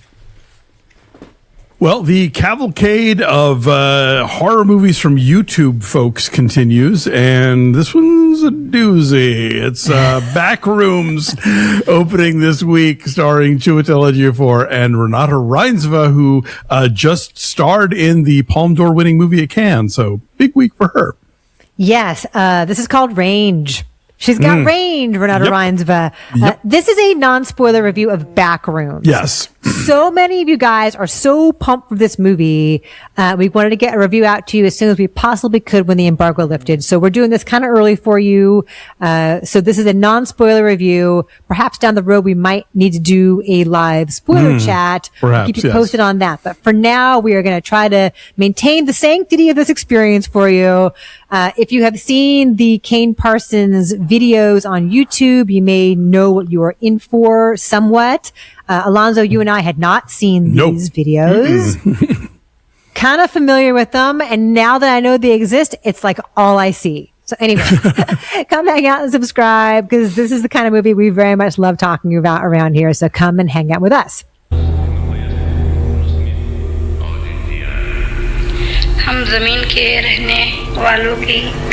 Hello? So, Chiwetel Ejiofor stars as the owner of this furniture store in East San Jose, very specifically at the corner of Capitol and the Key. You know I love geography. San Jose is a city I kind of know. Chris went to high school and college there. Went to San Jose State. And But do you know the way there? I don't. Just get on the 101 and eventually you'll show up. So this is in like sort of the bland, anonymous sprawl of San Jose in 1990. And he runs this furniture store where, as you put it, everything is just breathtakingly hideous. Yes. Like, I want to know about the production designer and like, did they have to make these chairs? Did they source these chairs? Did they go to swap meet and estate sales to find these chairs? I need to know more about this. The production designer, Danny Vermette, who has worked a lot with Osgood Perkins. And when I read that, I was like, okay. It's a vibe. Yeah. It's a mood. So the furniture is all hideous. He is in the middle of navigating a divorce with his therapist, played by Renata Reinsve. By the way, Osgood Perkins is a producer in this movie. That's why it looks like. That's why it's also so good. So, her name. Let me double check that.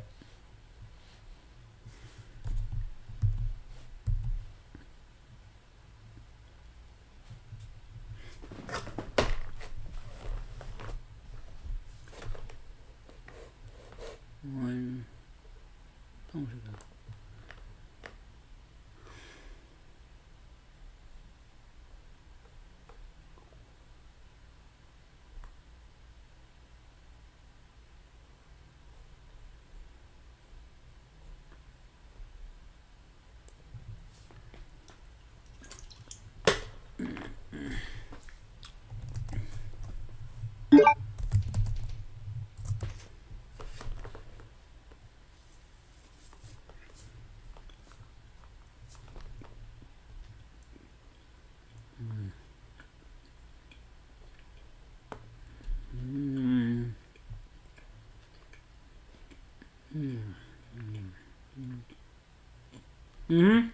That's good Pokemon.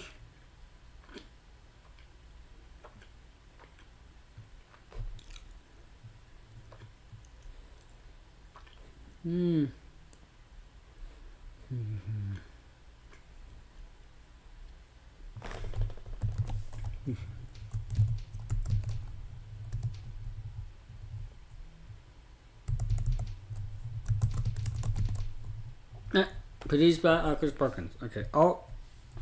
My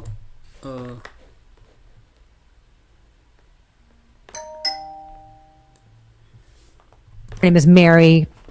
And it's how one day in the downstairs area of this hideous store, he discovers a portal. There's a wall with like kind of a seam of light opening. There's something going on there, and he is curious and goes in. And what he finds there is a series of surreal and empty office spaces, just this sprawl that just goes on and on and on, and he'll find different things in different rooms, and it almost looks kind of normal at first, but then like something is slightly off with the layout. Like there's a hole that goes nowhere, there's a ramp that goes up to a door, or whatever it is. Like the furniture is all stuck on top of each other. Little tiny corners.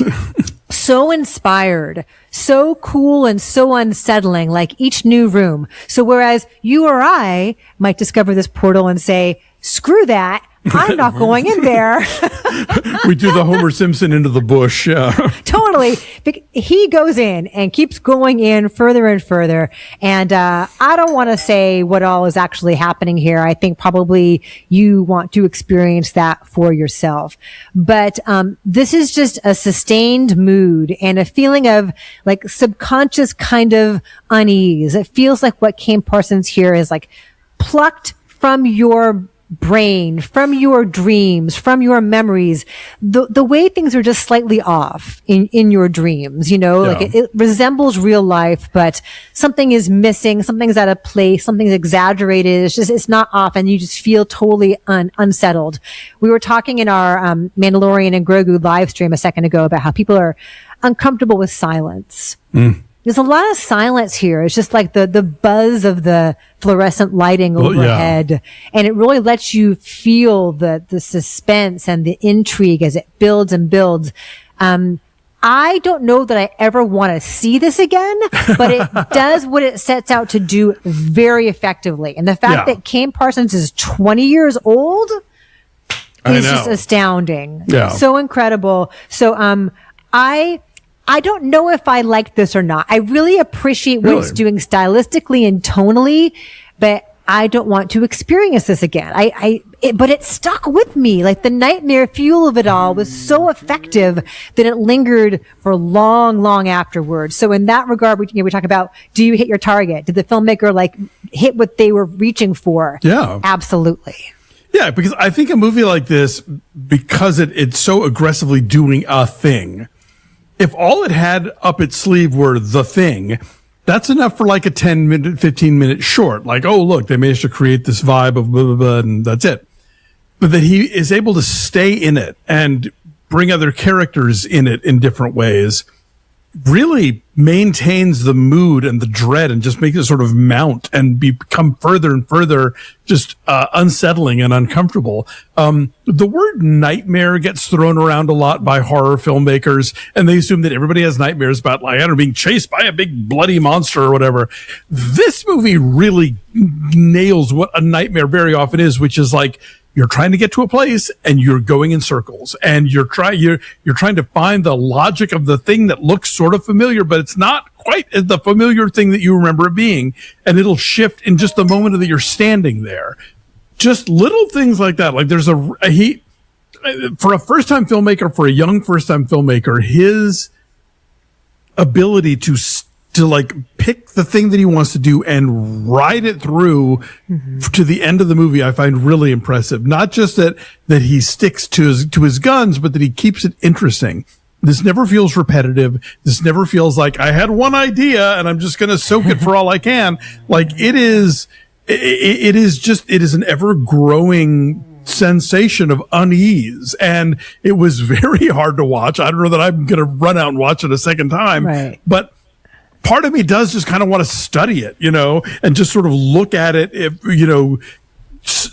at a remove, just to sort of analyze what he's doing here, because I think he's doing it brilliantly. And, the cast couldn't be better. I mean, like Ejiofor and Renata Reinsva are completely, they look completely at home in their like really some 1990s outfits that are not, not great. But the clothes are so bad. I think, but the clothes are not wearing them. They're wearing the clothes, And the Renata Reinsva character she's an onion that you have to peel as well. There's a lot going on with her that you don't immediately get.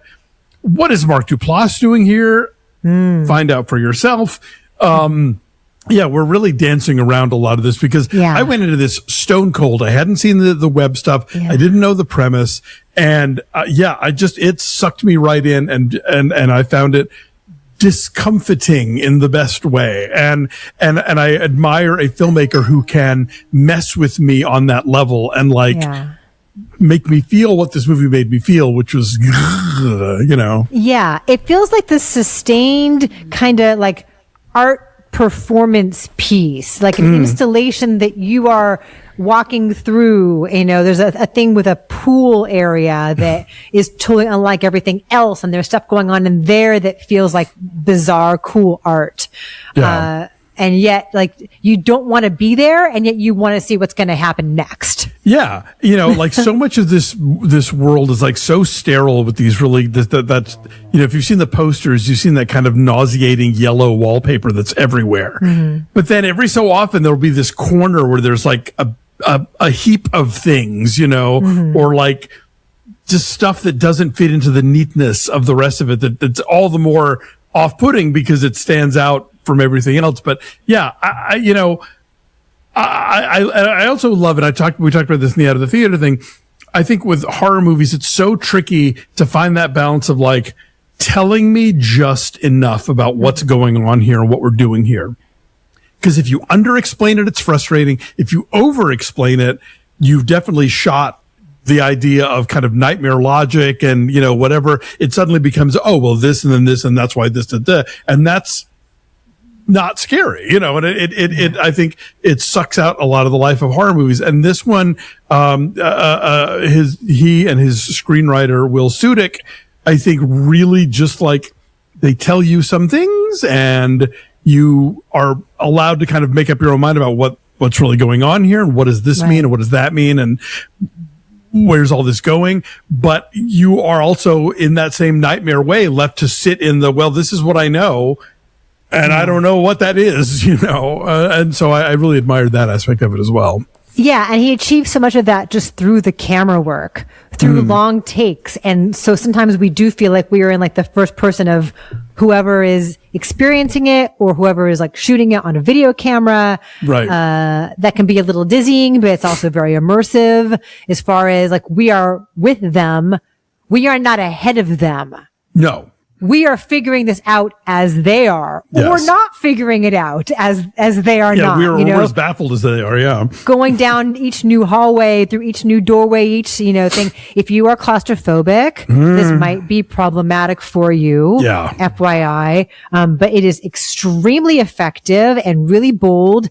And the last shot knocked me on my ass. It is breathtaking. Yeah. So it ends perfectly. Yes. I think we're gonna have to do a spoiler talk. I think we do. Yeah. Because I think everybody who sees this is going to see something different or interpret it differently. And I'd love to hear what you guys think is going on here too. So, for now, what is your number on Backrooms? You're saying 8.8. This one really just like it hit me a lot harder than I thought it was going to. And it was a uniquely unsettling film experience. And my hat is tipped. Yeah, I will say 8.5. It is very impressive. And the fact that this is this guy's first feature and that he is so young and achieving what he really set out to achieve is very impressive. So, Backrooms in theaters is Friday. Keep an eye out for a spoiler chat. Let us know if you have seen it.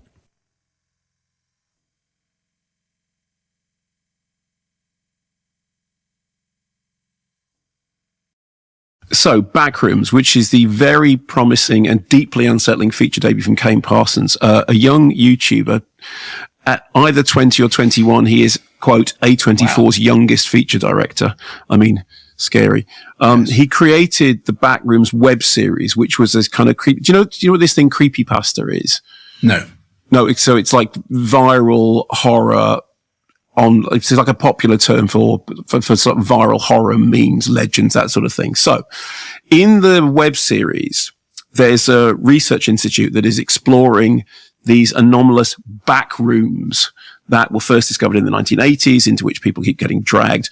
The feature, which is the thing we're talking about now, is written by Will Sudik, follows two central characters. The first is Chiwetel Ejiofor's Clark, who runs a furniture store with a weird sort of piratical theme. We see him doing local TV adverts dressed as a pirate saying, aha, all the furniture here is a steal and all that sort of stuff. His life is in chaos. His relationship has fallen apart. He gets angry with his therapist, Mary, played by Renata Reinsver, who's the person from Worst Person in the World and Sentimental Value. Brilliant actor. So the furniture store, is in some form of decline. At night, the electrics play up, the lights flash, there are power outages. Weirder still, on the circuit breaker, on the fuse board, there is a switch that doesn't seem to be attached to anything at all. And one evening, after hearing noises on the other side of a wall, down in the basement where the circuit breaker is, Clark discovers a door, or rather a not door, a wall through which you can walk, which leads him into a whole other building and a whole maze of back rooms. Here is a trailer. Here's a clip from the trailer. I found something in the store. Okay. What did you find? The place.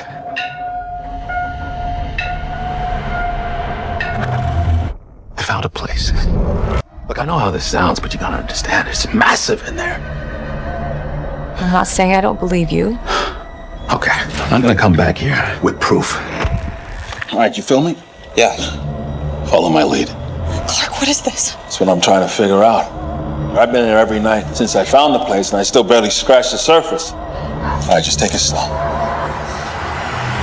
So, at the beginning, those endless rooms look a little bit like the set from Severance, the underground bunker, and it's just faceless. But the more you see them, the more they start to look like a kind of bad mirror imitation of the real world. There are stairs that don't go anywhere. There are rooms with pools that aren't quite pools, that no one could swim in them.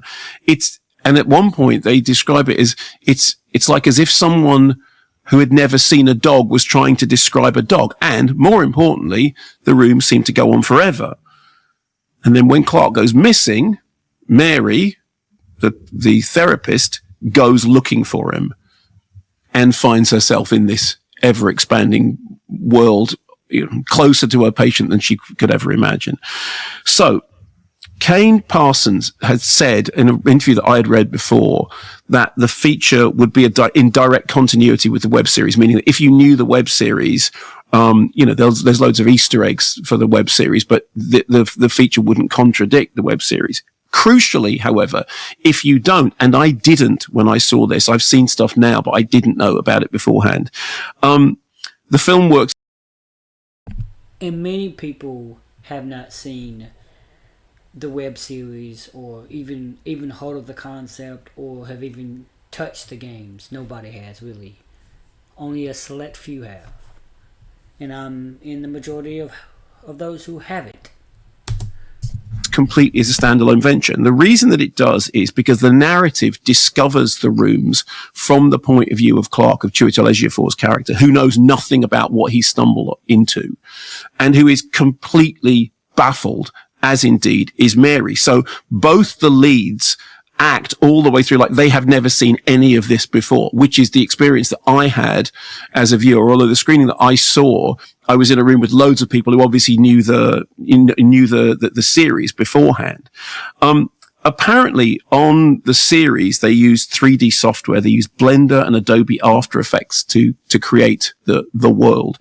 for the film, it has been reported that they built over 30,000 square feet of Backrooms, and the set was so long and so big that it was possible to actually get lost in it. I don't know what the truth of that is. What I can tell you is that as a viewer, you do absolutely get lost in this world, which has this kind of David Lynchy, nightmarish logic. This is a shadow world. It's the kind of place that you encounter. If you ever have we all have weird dreams. I quite regularly have dreams about being in a version of my house which isn't quite my house, and I'm in the loft and I can't get out. In your house, and your loft that you can't get out of. Wow. And rooms that are like upside down, and staircases that just go down, but you can't see where they go to. So plaudits to the two lead actors for their utterly convincing WTF reactions to what's going on in the discovery of this alternate world. Plaudits too to Kane Parsons for maintaining this really genuine air of mystery and sort of unfolding weirdness, because the film itself leaves the audience with more questions than answers. And it also, crucially, leaves you eager to earn more. Now, it was interesting that I saw there's been some stuff recently that Mark Duplass, who's involved in this, went online, went to social media to address reports that Kane Parsons hadn't really directed the film, because the film's got many executive producers, which include Oz Perkins, James Wan, Sean Levy, so, quite established talents. And so some people have said, well, obviously this 20-year-old didn't direct this. I have to say, I saw an interview with that 20-year-old, and they seemed to know exactly what they were talking about. I mean, they seemed to know this world inside out, and they seemed to know what they were doing. So I have no insider information in this at all, but despite the extraordinary youth of the creator of this world, they seem to know absolutely what they were doing. I mean, there are moments of proper nightmarish horror, moments of kind of cracked consumerist satire, but the whole thing has a really engulfing air of intrigue and dawning horror. And it's not an expensive movie, but it does create an absolutely complete otherworld, anti-world, upside down, whatever it is. And I was really, really gripped by it, and I knew nothing beforehand, and I absolutely shared the lead's experience of what is going on. And I found it genuinely engrossing and often very creepy.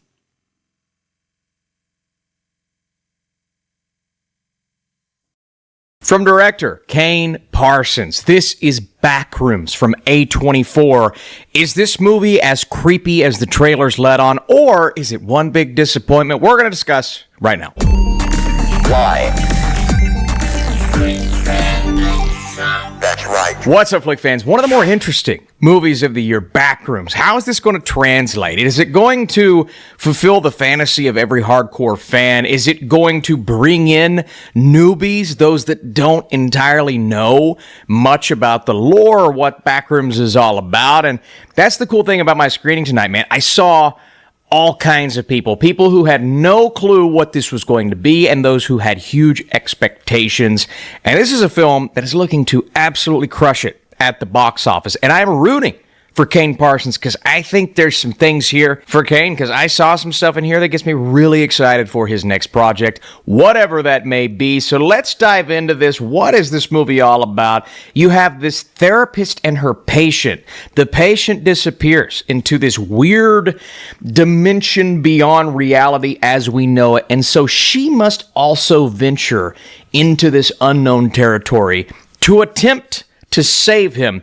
And it's kind of one character after another realizing this thing exists. What the heck is it? Is it an alternate reality? Is it literally just a closet in this furniture store? We don't know. All we do know is that every time somebody is in here, weird things start to happen. And there's a found footage element to this that, of course, harkens back to the Backrooms that everyone knows and loves, that I truly believe adds a different dimension to this movie, right? The film starts out with that element, and that got everything going, right? The tension was building. You're as creeped out as the character is in the beginning, and boom, our movie gets started. We shift into more cinematic territory with Chiwetel Ejiofor's character, who's kind of going through it, right? And we're kind of hearing everything he's feeling as he speaks to his therapist, who also gets a bit of backstory. And so both characters are slowly being built up. I'd say Ejiofor is our lead for the most part, but there is a point in the film where everything kind of shifts from a story perspective and sort of from a tonal perspective. We'll dive more into that, but I'll be honest here. The first hour of this movie, as someone who is, I wouldn't even say a casual fan of Backrooms, I've seen clips and images, but I don't know anything about the lore, right? I'm a fan of what I've seen, but I've never really entrenched myself in the lore. So I didn't know where this was going from a story standpoint. And I think there are going to be two groups of people that come out of this movie. Those that are fully aware of what the lore is and have some of those questions answered in their heads before we dive into that in the film itself, because the third act is, I wouldn't say answering a lot of questions, but I would say it starts to dive a little deeper into what this place is, right? And then there are going to be those that are looking towards this movie to answer some of those questions. And if it doesn't answer those questions, at least give us a taste of what this thing is all about. And that's where the third act, I feel like it's going to be a little more divisive than maybe I wanted going into it. Because again, back to what I was saying, the first hour of Backrooms is awesome. Like, I was digging what this film had to offer. And even though we weren't, intricately exploring these characters, diving into the details of their personal lives, we get, a taste and a hint here and there, but we weren't fleshing them. Who cares, man? This is a movie that is meant to feel atmospheric through and through. And so it sucks you in with the premise, and then it allows you to just kind of live there with its brilliant production design. The set pieces are awesome. Very simple in the beginning, but the more you flesh the story out, the more intricate and detailed the set gets. And I've not watched a horror movie in quite a long time that works and builds momentum almost solely, and I'm not going to say solely because there's some crazy things that happen as we venture through this film, but almost solely due to its production design, man. It was outstanding. And the fact that A24 built these sets, and of course, there are plenty of visuals at play, and you can tell when something is rendered 3D, yada, yada, yada.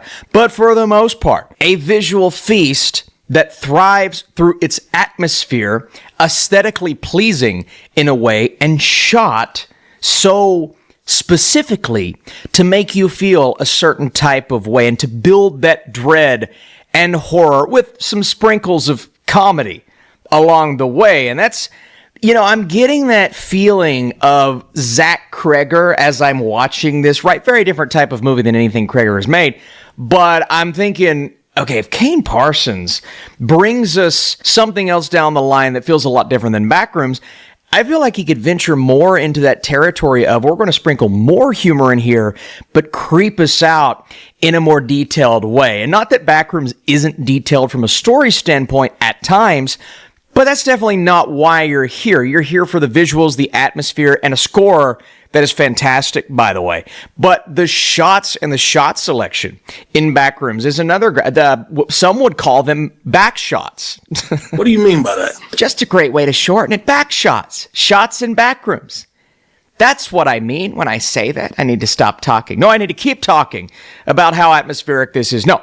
Then we start to venture into the story itself, right? And we have to understand why certain things are working. Not even that, right? It's almost this cabin in the woods thing where the mystery is super interesting. It's more about the journey, less about the destination. But we're getting a little bit of, your J.J. Abrams, a little bit of M. Night Shyamalan in there, to where this premise is so fantastic, but you're sitting back thinking, okay, how the heck are they going to end this? I was thoroughly enjoying myself, but I'm thinking, where's this going to go? What questions are they going to answer if they even do that? And how are these characters going to resolve this small conflict on top of the big conflict of being stuck in the backrooms? Well, there's a shift, and I mentioned that shift, but that is a drastic shift for one of our characters that I'm still not entirely sure why it was so drastic. I'm cool with the mystery of this thing as a whole. I'm trying to be very vague here while I'm talking, but the character shift is what I'm still kind of struggling with because it was such a 180 at a point, accompanied by remarkably frightening visuals and creepiness through and through. That's the word I want to focus on here. This movie's just creepy, man. Even though the story, I don't. That's exactly what I said. I want to say went off the deep end, but started to veer into strange, maybe too strange for its own good territory towards the end. And I love that imagery, but more so from a character standpoint because of some of the decisions.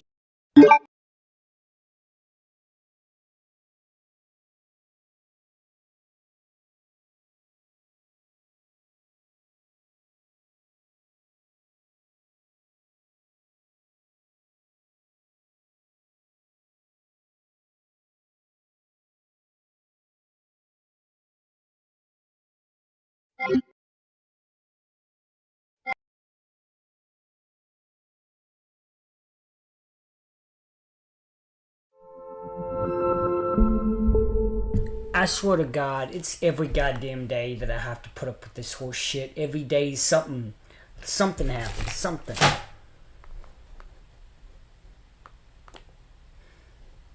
From director Kane. Every goddamn day. But I'm thinking, where's this going to go? What questions are they going to answer if they even do that? And how are these characters accompanied by remarkably frightening visuals and creepiness through and through? That's the word I want to focus on here. This movie's just creepy, man. Even though the story, I don't want to say went off the deep end, but started to veer into strange, maybe too strange for its own good territory towards the end. And I love that imagery, but more so from a character standpoint because of some of the decision making. I was still kind of enamored by just the vibe that this movie is giving off. It's a movie you watch for the vibes. It's a movie you watch just to feel. And that feeling of getting lost and not knowing where you're going. But on top of that, it's the horror of not knowing what this is or why you're there in the first place. All of those things combined with the imagery and then the chaotic, masterfully crafted visuals towards the end. And even though I wasn't loving what we were getting from a story standpoint in the third act, because again, kind of scratching my head at some of the decision making here, I was still so blown away by how frightening and again creepy the visuals are. It didn't bother me as much. Now, this movie was on track for me to be like, oh, this is easily one of the best movies I've seen this year. Went off the rails a little bit, and that's where I come back to there's going to be a split, right? Those who don't love where this movie went, and then those who can explain it, but they can explain it through the lore that they already know, not necessarily what this movie offered. And so I think this script falls a little short because it doesn't fully offer, it doesn't fully accompany what it attempted to give us at the end. But if you're aware of what Backrooms is, and I've heard that Parsons has a lot of this lore figured out in the background, well, then I think you're going to appreciate the way that this plays out. But for someone that is much more casual, not having that information, well, the third act did feel a little jumbled for me. And again, that character decision and that shift, I don't know if it fully worked. That said, again, the imagery, man, it just so freaking cool to watch. And overall, Backrooms is a good movie. This is a really good movie and a great start for a director this young. A phenomenal start with the cast in Ejiofor and Reinsve. And Mark Duplass, man, what a cast. A great job from A24, and I believe this movie deserves to make money this weekend. I hope it does because we need more things like this that are just so inventive and unique. So thank you so much for watching this video. If you enjoyed Backrooms, let me know down below. If you have some lore information, again, we don't want to dive too deep into spoilers here, but let me know, man. I'd love to learn more about this, and I'm definitely probably gonna dive in to Backrooms now that I've seen the film itself, because I'm interested, I'm intrigued, and I thoroughly enjoyed myself, even with some of the shortcomings. Thanks again for watching. I'll see you very soon. More reviews coming this weekend.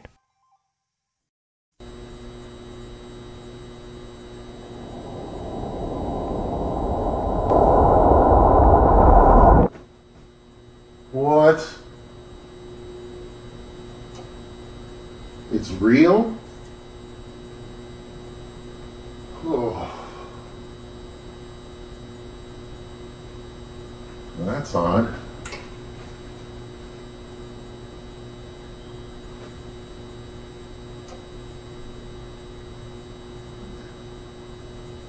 Stop saying it.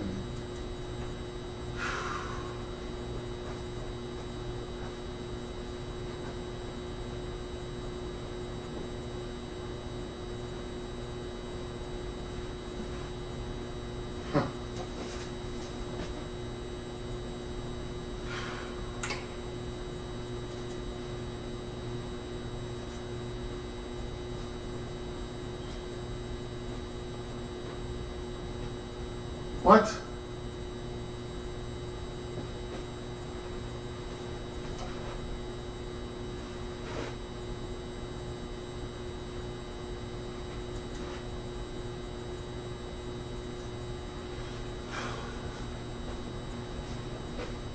Oh, come on!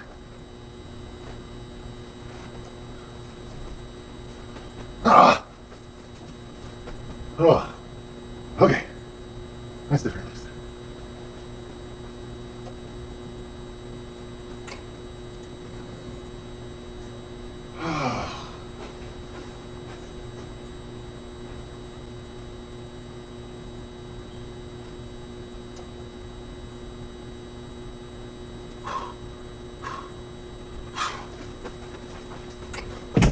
What? No, no, no. No, no, where is it? Where is it? Come on. Come on, I know it's here. It has to be here. Come on.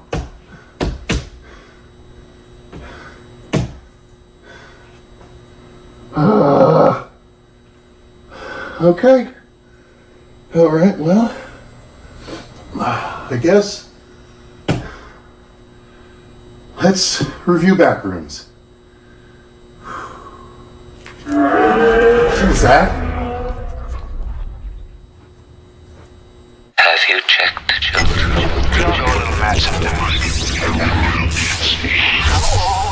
Hi, I'm Chucky. Wanna play? 7 days. Sometimes that is better. You're gonna need a bigger boat. Okay.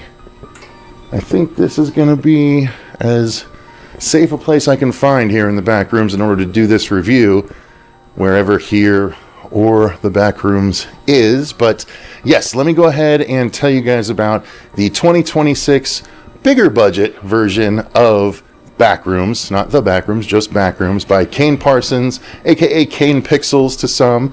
He, of course, did the original Backrooms YouTube series that garnered so much attention and so many millions and millions of views that he was able to actually make this larger scale version for A24. And I am going to talk about this film because it is going to unnerve a lot of people. So if you didn't know, we always do our reviews talking about our overall thoughts, then the story, the acting, the effects, all that good stuff in turn.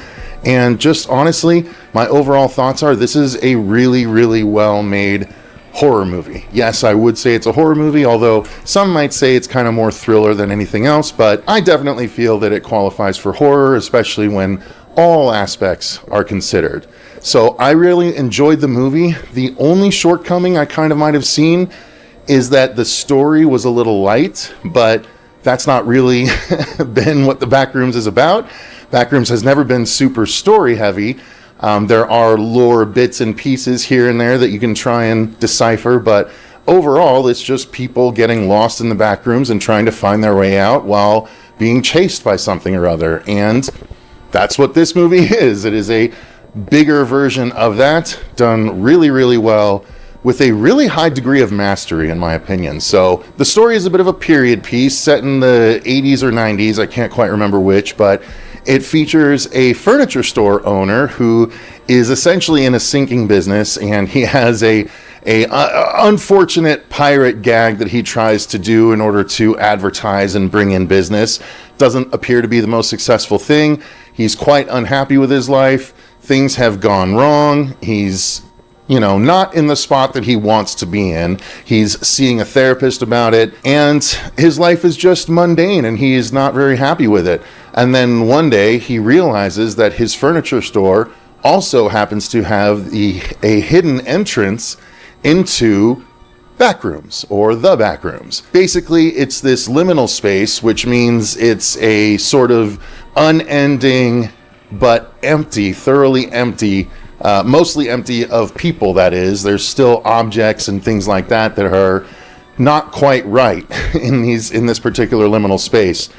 And so he finds a door to this and he starts to explore it, and his therapist, once he goes back and tells her about it, doesn't really believe him, so he goes with a camera crew, a cameraman and his assistant, in order to help get proof to bring back to the therapist.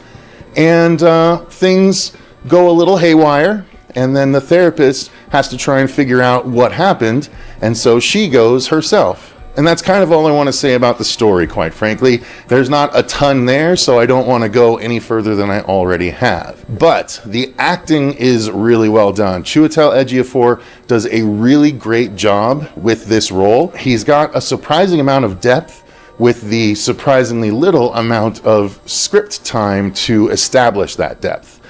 That's not a knock against the movie. That's actually a point in its favor, because he's such a phenomenal actor that I didn't need a ton of backstory explained in order for me to kind of care about him and what he was going through. His helpers, the cameraman and his assistant, they were fine. They're younger talent. I specifically know his assistant because she's the daughter in Shrinking. If you watch that show on Apple TV, she plays Jason Segel's daughter. So you'll be familiar with her from that if you've seen that show. She's really good. But the therapist is the other substantial role besides the lead character, and she does a really phenomenal job too, considering she has to really buy into what she's seeing in order to appropriately act against it. And everyone in the movie does that very, very well, to be honest, because there's a lot of things that aren't necessarily on screen that are scary in this movie. There's a lot of sound design and production design that are scary in this movie. Again, not a knock on it, very much points in its favor. The production design specifically, it is phenomenal. The Backrooms themselves are nightmare spaces. I'm not going to talk about everything that you get to see, but there are different aspects of the Backrooms that you get to see that aren't shown in the trailer, and that was really exciting for me. Personally, one of the most disturbing liminal spaces within the Backrooms is something that we actually got a glimpse of, so I was very happy about that. Again, not going to spoil it, but the production design, the way they actually set all the sets up, because apparently this is the first time these sets have been built. Kane Parsons, there was a video of him going on set for the first time and being mouth agape at how awesome everything is, because he's never seen a set built before for it. So the sets were all phenomenal. The production design was unnerving in and of itself. To me, the sound design was the real star of the show. It was so unnerving the whole way through. The way they built the scene, not just with the production design, but with that sound design. And then the people often were reacting to sound as opposed to things they were seeing, because they didn't want to see what might be making the sound, so they often leave before we get a chance to see that. But that's okay. The sound design still really helps sell the scares the whole way through. So sound design was phenomenal. I was a particular fan of this score. This score was as oddball as the overall conceit of the film. Liminal space, but the discordancy of a lot of the tracks at times was in and of itself able to put my hairs on end. You know what I mean? It all works so well to make you uncomfortable. That's what this movie does best. It really makes you uncomfortable. The people I was sitting next to watching the movies were sweating, like their palms were sweating the entire time. I heard them audibly reacting the entire movie like not doing well. So not so much as they weren't appreciating it, they absolutely were, but they were uneasy the entire time, and that's what this film accomplishes in spades. It also accomplishes a thing that I particularly hate, that particularly gets me in horror movies, which is when something is chasing you and it's nipping at your heels and you're like barely getting away kind of thing. There's some of that in this movie, and whoo boy, that always gets me. But when you combine that with the outstanding liminal space production design, it adds an even new layer to that sort of tension and thrills. So yeah, all that is really good. Effects wise, again, the effects really go to augment the production design more than anything else.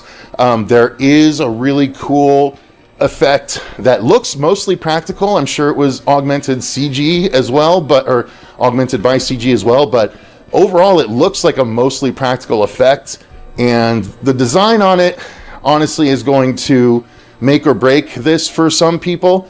But overall it's so unnerving and out there and different that I think it's going to bother people more than it's going to pull them out of the film, which I think a small percentage of people, it might do that. But overall, the film is awesome. It's a really good time. I highly recommend you go and check it out. Maybe I'll do a spoilers review at some point down the line, but I think you guys really need to go and check this out. Do it quick because I need to get out of here. The noises that I'm remembering are not good. And so thank you guys so much for watching. I've been Cecil Laird, and until next time, remember, stay scared. What the hell is that? Ah!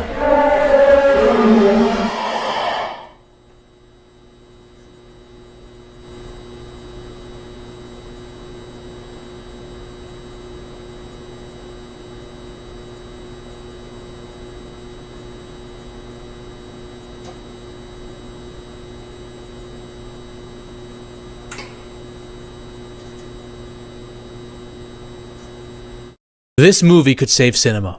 I'm serious. I don't mean to sound hyperbolic, but The Backrooms must be not only good, but must be great. The entirety of cinema is riding on this. Many people might laugh at me for saying that. Safi, are you crazy? First of all, people might think cinema's already freaking dead. It's already cooked. Hollywood itself is pathetic now. But one movie can save it all, Zaffy. I want you to hear me out here. We just saw the box office success that Obsession was. Its second weekend was like the highest increase in the second weekend in the past decade. It's revitalizing movie theaters. People are saying, damn, the movie industry kind of is looking more optimistic now because of this movie. Because before this, we were relying on Disney live action remakes, reboots, superhero movies, all the generic slop that you would see.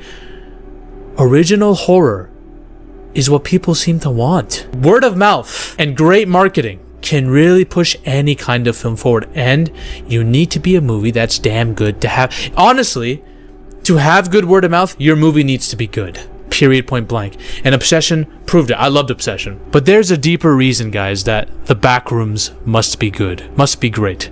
It's tracking to have a $40 to $50 million opening, one of the highest grossing films ever, made by a YouTuber who created his own original series. This is huge. I'm going to go into the main reasons why this needs to be generational. And by the time you see this video, this movie probably has come out and many of you have already seen it and you already know whether it's good or not. Number one, this will be alongside the corroborating evidence of this year and last year that the new creators that are making great films and are going to be the future of the industry are ones that lie outside of the immediate industry and don't have crazy ties within it. Not as a product of nepotism or anything like that, but because they were able to do stuff on their own through YouTube and other stuff like that, create an audience or create something so good that studios had faith in them, put out a film that could genuinely be generational. Curry Barker just did it. Markiplier's had a bunch of success, right? I didn't like the Iron Lung that much, but still. Chris Stuckman, for all the faults of his film and the limited amount of money that movie made, he still got it done. People like Markiplier and Curry Barker are outgrossing like popular names now. And The Backrooms is about to do it again. It's proof that YouTubers can do it. This is huge for someone like me because I'm a YouTuber who wants to make movies. I'm currently writing my first short film right now. I'm hoping to release it later this year. It's giving a lot of faith and optimism to the new age of creators, the new wave of creators who can say, fuck these industry old heads and all these out-of-touch producers in corporate suits. We can come in and make something generational. Just save cinema again. Number two, it can prove that a major Hollywood studio like A24 can pick up the work of a smaller creator outside of Hollywood, the typical Hollywood fiasco, and actually not ruin it. One of the major problems I have with the Backrooms film as a concept is it's going mainstream. Hollywood is trying to make a movie on it, and I get it. Kane Pearson's or whatever is at the helm, so I have some hope here. But one of the big worries is, will they dilute what made it so good? Will they make it watered down, corny? Will they make a Hollywoodized version of it? That's the big worry, right? If this movie's great, it can prove that a small creator with a great vision can work in tandem with a major Hollywood studio. And granted, A24 is one of the better ones, but still. And make something great. That not all Hollywood studios are fucking absolutely cooked. Right? That there's some hope within the industry itself, yeah? Number 3, the concept. And here's where things get complicated, okay? The Backrooms fundamentally is a form of cosmic horror. I consider it Lovecraftian. A lot of my fans will laugh at me saying that term because I use that term a lot. I happen to love Lovecraftian concepts. The fear of the unknown, entities that are beyond our comprehension, right? Most of them come in the horror sense, right? We do have a lot of films that are cosmic horror and Lovecraftian, but mostly Hollywood doesn't make that kind of film. It doesn't. You won't see movies like Annihilation or The Empty Man that often. I think modern audiences tend to be a bit smarter than studios give them credit for. And granted, modern audiences are also part of the reason why film is failing, because they'll just watch the same slop over and over again. Don't get me wrong. But the more and more movies like Backrooms get popular, the more we're going to see these concepts. In an age where last year, Weapons and Sinners, that was like the peak of horror. That was like the standard for horror that the industry set. That's what people were like, these are the greatest movies of the year. I'm gonna be real, I wasn't impressed that much by those two movies. I like them a lot, don't get me wrong, I think they're decent. Ultimately though, I don't find them as interesting as most people. Why? There is a style of film, a craft of film, and I think those two movies are well crafted. But the concepts around them, I just feel like Hollywood is not banking on higher tier, and by that I mean cosmic horror concepts. A lot of Hollywood movies now are doing social commentary, politics, modern issues that are at the forefront, and that's fine. I have no problem with that. There's a lot of people who are like, oh, this is all woke now. I'm not an anti-woke YouTuber. I'm not someone who's against that. I appreciate politics in film. It's always been in film, whether people like to admit it or not, right? Some of it can come off forced now, which is where you can get to bad shit. Don't get me wrong. That's where people go wrong. But I have no problem with politics or social commentary in film. But I think that Hollywood should be leaning into these more incomprehensible horror concepts that make for more interesting, just conceptually more interesting films. That make people challenge that challenges the mind. And that will make people talk about that film long after the film is done in its theatrical run, in my opinion. It will. Most mainstream audiences don't watch films like that, but again, with something like The Backrooms coming out, it can make that type of thing more popular. And that's the final reason. If The Backrooms gets popular, and Obsession's already getting popular, directors and writers will feel more confident to not only write this kind of stuff, but producers will look at that and feel more confident in funding that type of stuff. Right? It's all about bandwagons and trends with these businessmen, right? These entrepreneurs don't actually believe in anything. They don't really have a solidified artistic vision, right? They go where the money goes. So if something like this is making money, which it is, and The Obsession just made money, right? People are going to be like, okay, original horror concepts are working. Obsession isn't the most original kind of concept in the world, don't get me wrong. It's about a wish and a crazy girl, right? We've seen that many times, right? But the way it's done, the way it's crafted, there's some mystery behind the lore, right? And The Backrooms, which is based off of a series that people already like, and it's such a unique concept, people will be like, okay, there's some weird shit out there. There are some strange phenomena out there that some cinema has just not touched on. Maybe we can produce this type of film. That's why The Backrooms needs to be great. Not only on a money level, guys, money is just not everything. Box office success is great, but if you critically, you have great word of mouth. If critics actually like it, if you can solidify both those things, checkmark box office and checkmark critical appeal and audience reception, oh my god, bro. We have a savior of cinema. I love Obsession, but even Obsession, as successful it is, it's not enough in my opinion. Something like The Backrooms is the end-all be-all. Look at the amount of hype that's behind this movie already, right? Because the original creator of the series is behind it. They're adapting the original series, right? Two things that are key. The Backrooms is popular, and the fact that a YouTuber, the creator, is being given the reins, it adds confidence. People are like, yes, we want to watch this now. We don't want to watch some lame Hollywood director steal someone else's work and try to make a Hollywoodized bullshit version of that, right? No. This is the Backrooms, hopefully, as it should be. Now, I haven't watched the film, and I'll be real, I'm keeping my expectations minimal. Okay? Minimal. I've been preoccupying my mind with Obsession and The Boys these last 2 weeks, simply because I'm not trying to get too hyped for the Backrooms. This is like the peak of cosmic horror conceptually that I'm going to see in the next 2 years, 3 years, I think, right? So I am patiently awaiting this. I'm going to see this on Friday. I don't know when this video will probably be up Thursday. I'm going to see this shit on Friday. I'll be giving my review after that. I'll probably go live on the Sunday after that to discuss it with spoiler talk with my audience, and then I might make some theory videos on it, right? But that's the thing, a lot of people are going to be doing that, and there's going to be buzz around this movie if it's as great as I hope it's going to be. Yeah. So Kane Pearson's A24, do your thing, man. Don't let any of these Hollywood executives destroy your vision. I know it's too late for me to be saying this. Kane Pearson has said something very interesting, though. He said that he has a whole Bible of lore for the Backrooms, but he didn't want to get too much into it in the first movie. He doesn't want to ruin the mystery. I love where this guy's head is at. Because we live in a world where the producers will force you, like they did with Alien and Prometheus, they'll force you to really ruin the mystery of the concepts and ruin the cosmic horror and over-explain things, like they did with the engineers, space jockeys, xenomorphs, right? I really hope they're not going to be forcing him to do the same thing. And from the looks of it, they're not going to. So I'm very happy to hear that from him. I can't wait for this, man. I can't wait for this. Again, my expectations are minimal, but this movie could literally save cinema, and I don't mean to be hyperbolic when I said it. I think it will. Why is my camera out of focus, bro? What the fuck? Fuck this. Backrooms. Hopefully it's going to be good. Keep optimism and hope alive. The YouTubers are coming for Hollywood. I will be next. Bye. Ladies and gentlemen, we are on a mission to take over Hollywood. With the R. You did it, Kane. I can't. May see the ending of this movie and feel a little bit cheaped out, but for me, I actually really dug it.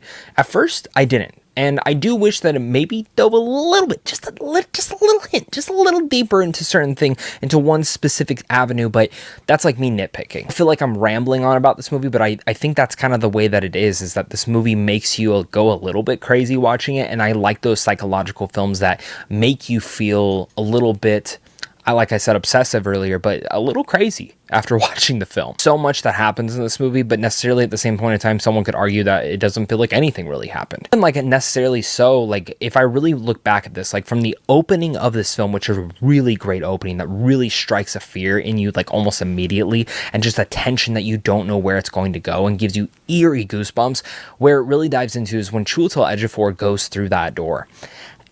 Like that entire sequence is like, maybe it felt like 20 minutes long. It's probably a lot shorter than that. But the dread of the unknown of this, and as it just got worse and worse, like he just keeps going and going, each room gets weirder and weirder, and then certain sounds start happening, and you're like, where is this going? And then as you see, every time he goes back in and gets deeper and deeper, it gets more wild and wild. There's a scene that I know is in the trailer with the Christmas tree. Nothing could prepare me for that scene. Like I still am thinking about that scene, and as quick as it is, it really got under my damn skin. And that moment on is where this film takes place and really takes it into overdrive. And I found that this film just continued down that path. There's also a lot of fun Easter eggs for fans of the Backrooms that I think they're going to really appreciate. But alongside that, that's kind of where I want to talk about the performances, because at the first start of it, I was like, these characters are a little surface level in my opinion. I don't really know if I dig their storytelling or really care about what's going on with them and kind of this thematical, symbolic thing that they're trying to do. But there's one discussion that these two have very early on in the movie that ties back into something that happens in the third act of the film.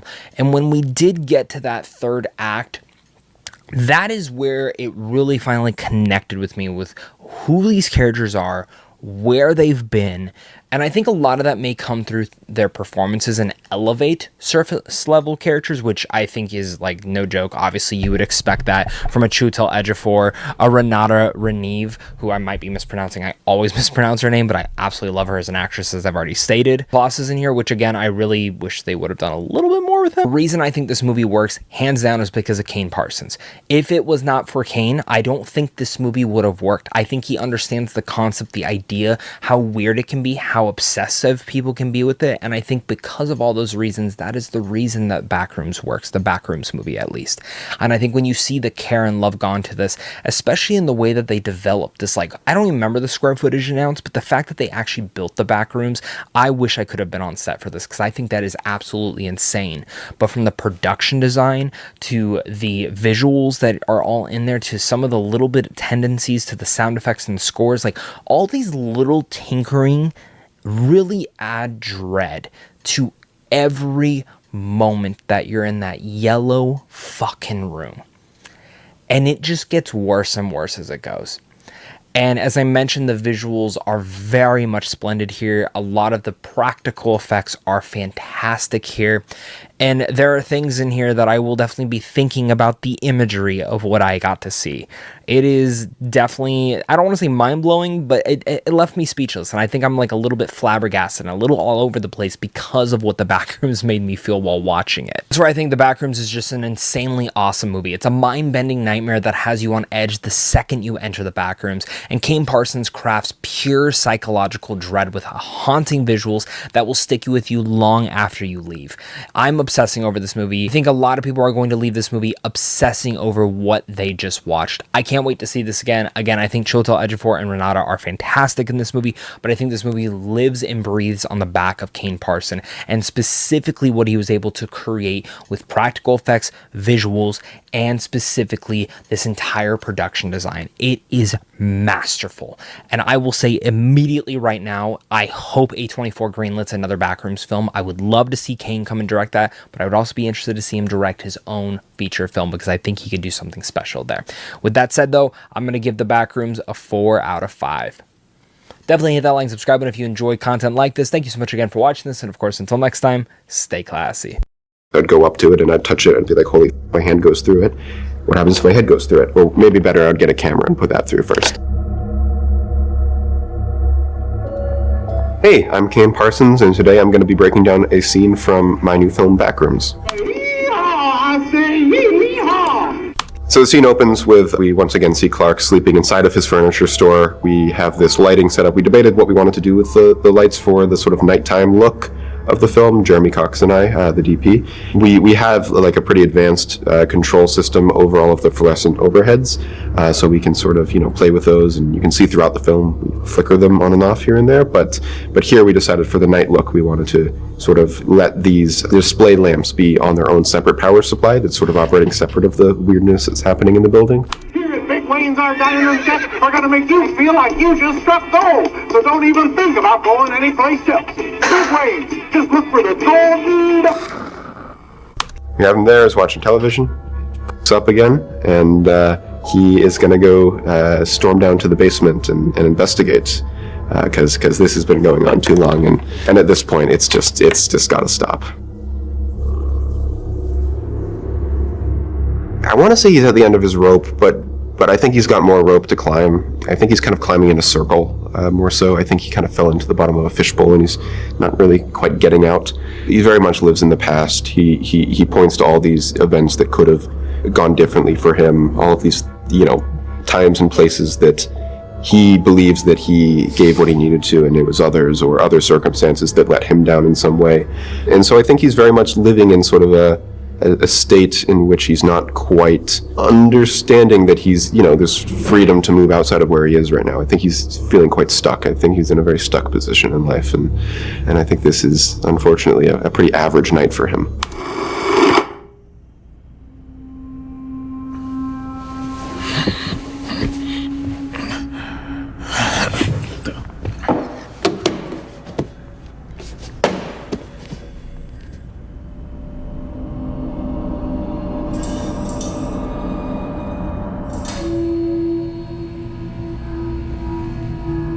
I care greatly about crafting the sonic landscape. I have been doing it for years on YouTube, and I want this film to be congruent with that. I co-composed with Edo Van Bremen, so we would do most tracks are probably 50-50 us, and then some tracks are all him, some tracks are all me. I think this particular one was all him. We were using a lot of these early 2000s VST synth, like Absinthe and Reactor, and trying to give them a richness that they don't usually have.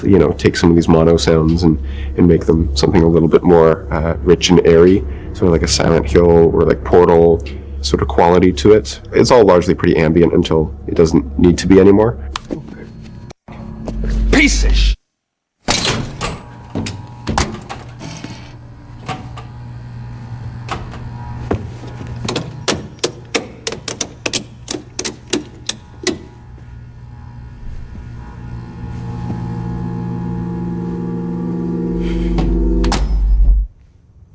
For me, music and sound I think of in the same bucket. A lot of the music gets altered quite a bit in the mix, and so just seeing how we're dipping in and out of all these different sonic layers to sort of create a sonic experience that's constantly, I think we never wanted to distract from what we needed to inside the environment itself of when we get to the backrooms. Here, then our emphasis was mostly just on portraying a true to life soundscape to the store, but the backrooms is where it gets really specific.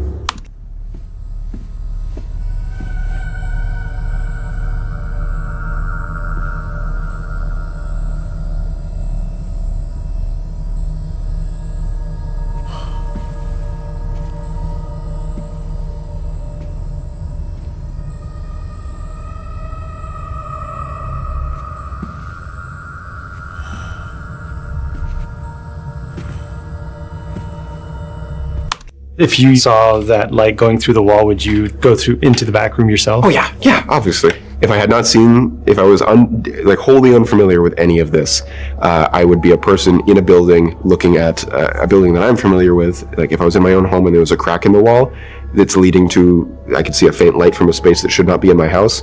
Two things I don't do are either move on with my day and go brush my teeth and go to bed, and I don't leave the house, because maybe if you knew you were in a horror film you would go and do that, but in my case I'd go up to it and I'd touch it and be like, holy, my hand goes through it.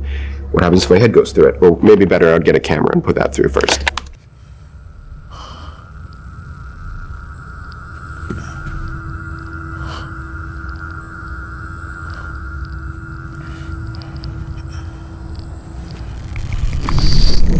We had reference cameras on either side of the wall viewing the intersection point, so it's kind of an eyeball reference off of those video elements synced up to the plate footage, and then we would, it was just a roto job, and it took a lot of iterations because it's kind of hard to roto someone passing through a surface in 3D space, especially when they're moving somewhat delicately and slowly and making sure the lines don't jitter and whatnot. So, but generally it was we had the two stages, we had the two sets.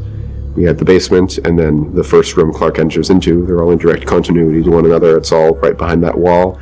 And we would have a plug that we would remove and put a blue screen on the other side for one side so we could add the wall back in, and then he would fall through, and then we would do the reverse on the other side. And then as soon as he's not interacting with the wall anymore, the plug goes up and it's an actual wall again.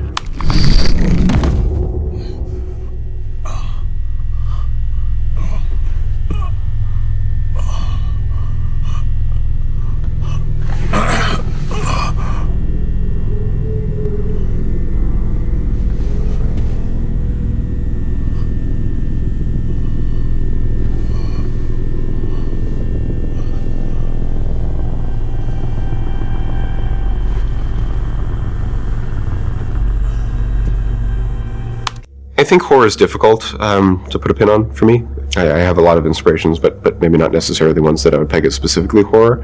I know, over the years it's been a lot of stuff from the Portal games, like the Valve properties in general, Half-Life included. Mr. Robot's been a huge influence on the way I do things and the way I sort of present these ideas and this sort of look at loneliness. And same with the film 1 Hour Photo. That's a good one. It's interesting because there's a lot of inspirations that went into the YouTube series, or the series at large, which leans a little more sci-fi techno thriller than this film does. And then this film is kind of deferring to the series for a lot of things. So it's easy to say what inspired the series, but if I tried to bring that up in reference to the film, it might feel a little strange or surprising. I mean, I like to see it as the continuation of what already exists. And when I started this project in 2022, narratively I knew what it was going to be, but not knowing exactly like this would happen with it. I had hopes, but like, you know, this has been insane. It's been insane. You know, from the beginning, it's been so important to me to know the ending of the story and, you know, to be working backwards from that. And so I guess that's to say that, yes, there is a plan in line narratively for Backrooms, and no, it has not been completed. And yes, the story is currently unfinished. Yeah, out of the risk of feeling like out of touch, I always have trouble. I don't feel like I have done enough to, I haven't gotten far enough away from this project to give proper advice on it yet, I feel. But I think like I can speak to my own experience and just say that like every technical trade I've learned along the way with all the YouTube work was all just through YouTube and mostly free software, and look around for like student licenses for things, and there's all sorts of ways to get programs and stuff. And like I think if you can identify what your specialty is, or like what you're most apt to be able to do well, I suppose. And I know that may be a hard thing to do because, like, you know, very common artistic trait is to think it's not well enough ever, and I feel the same, and I think it's pretty common. But I think if you can identify, if you can try to be objective about it, like what is something you can achieve in a, you know, with the resources you have, but then achieve it to like the maximum potential of that idea. Sort of like how with my backroom stuff, I can do CG environments, not very good realistic CG humans, but if I put them in hazmat suits, it makes sense narratively, and so the narrative kind of works around that, but also you don't have to deal with the uncanny valley of the faces, so you kind of just try not to, I guess, overextend, or don't worry about overextending, play to what you know you can do, I guess. It's beautiful. Am I right? Hello?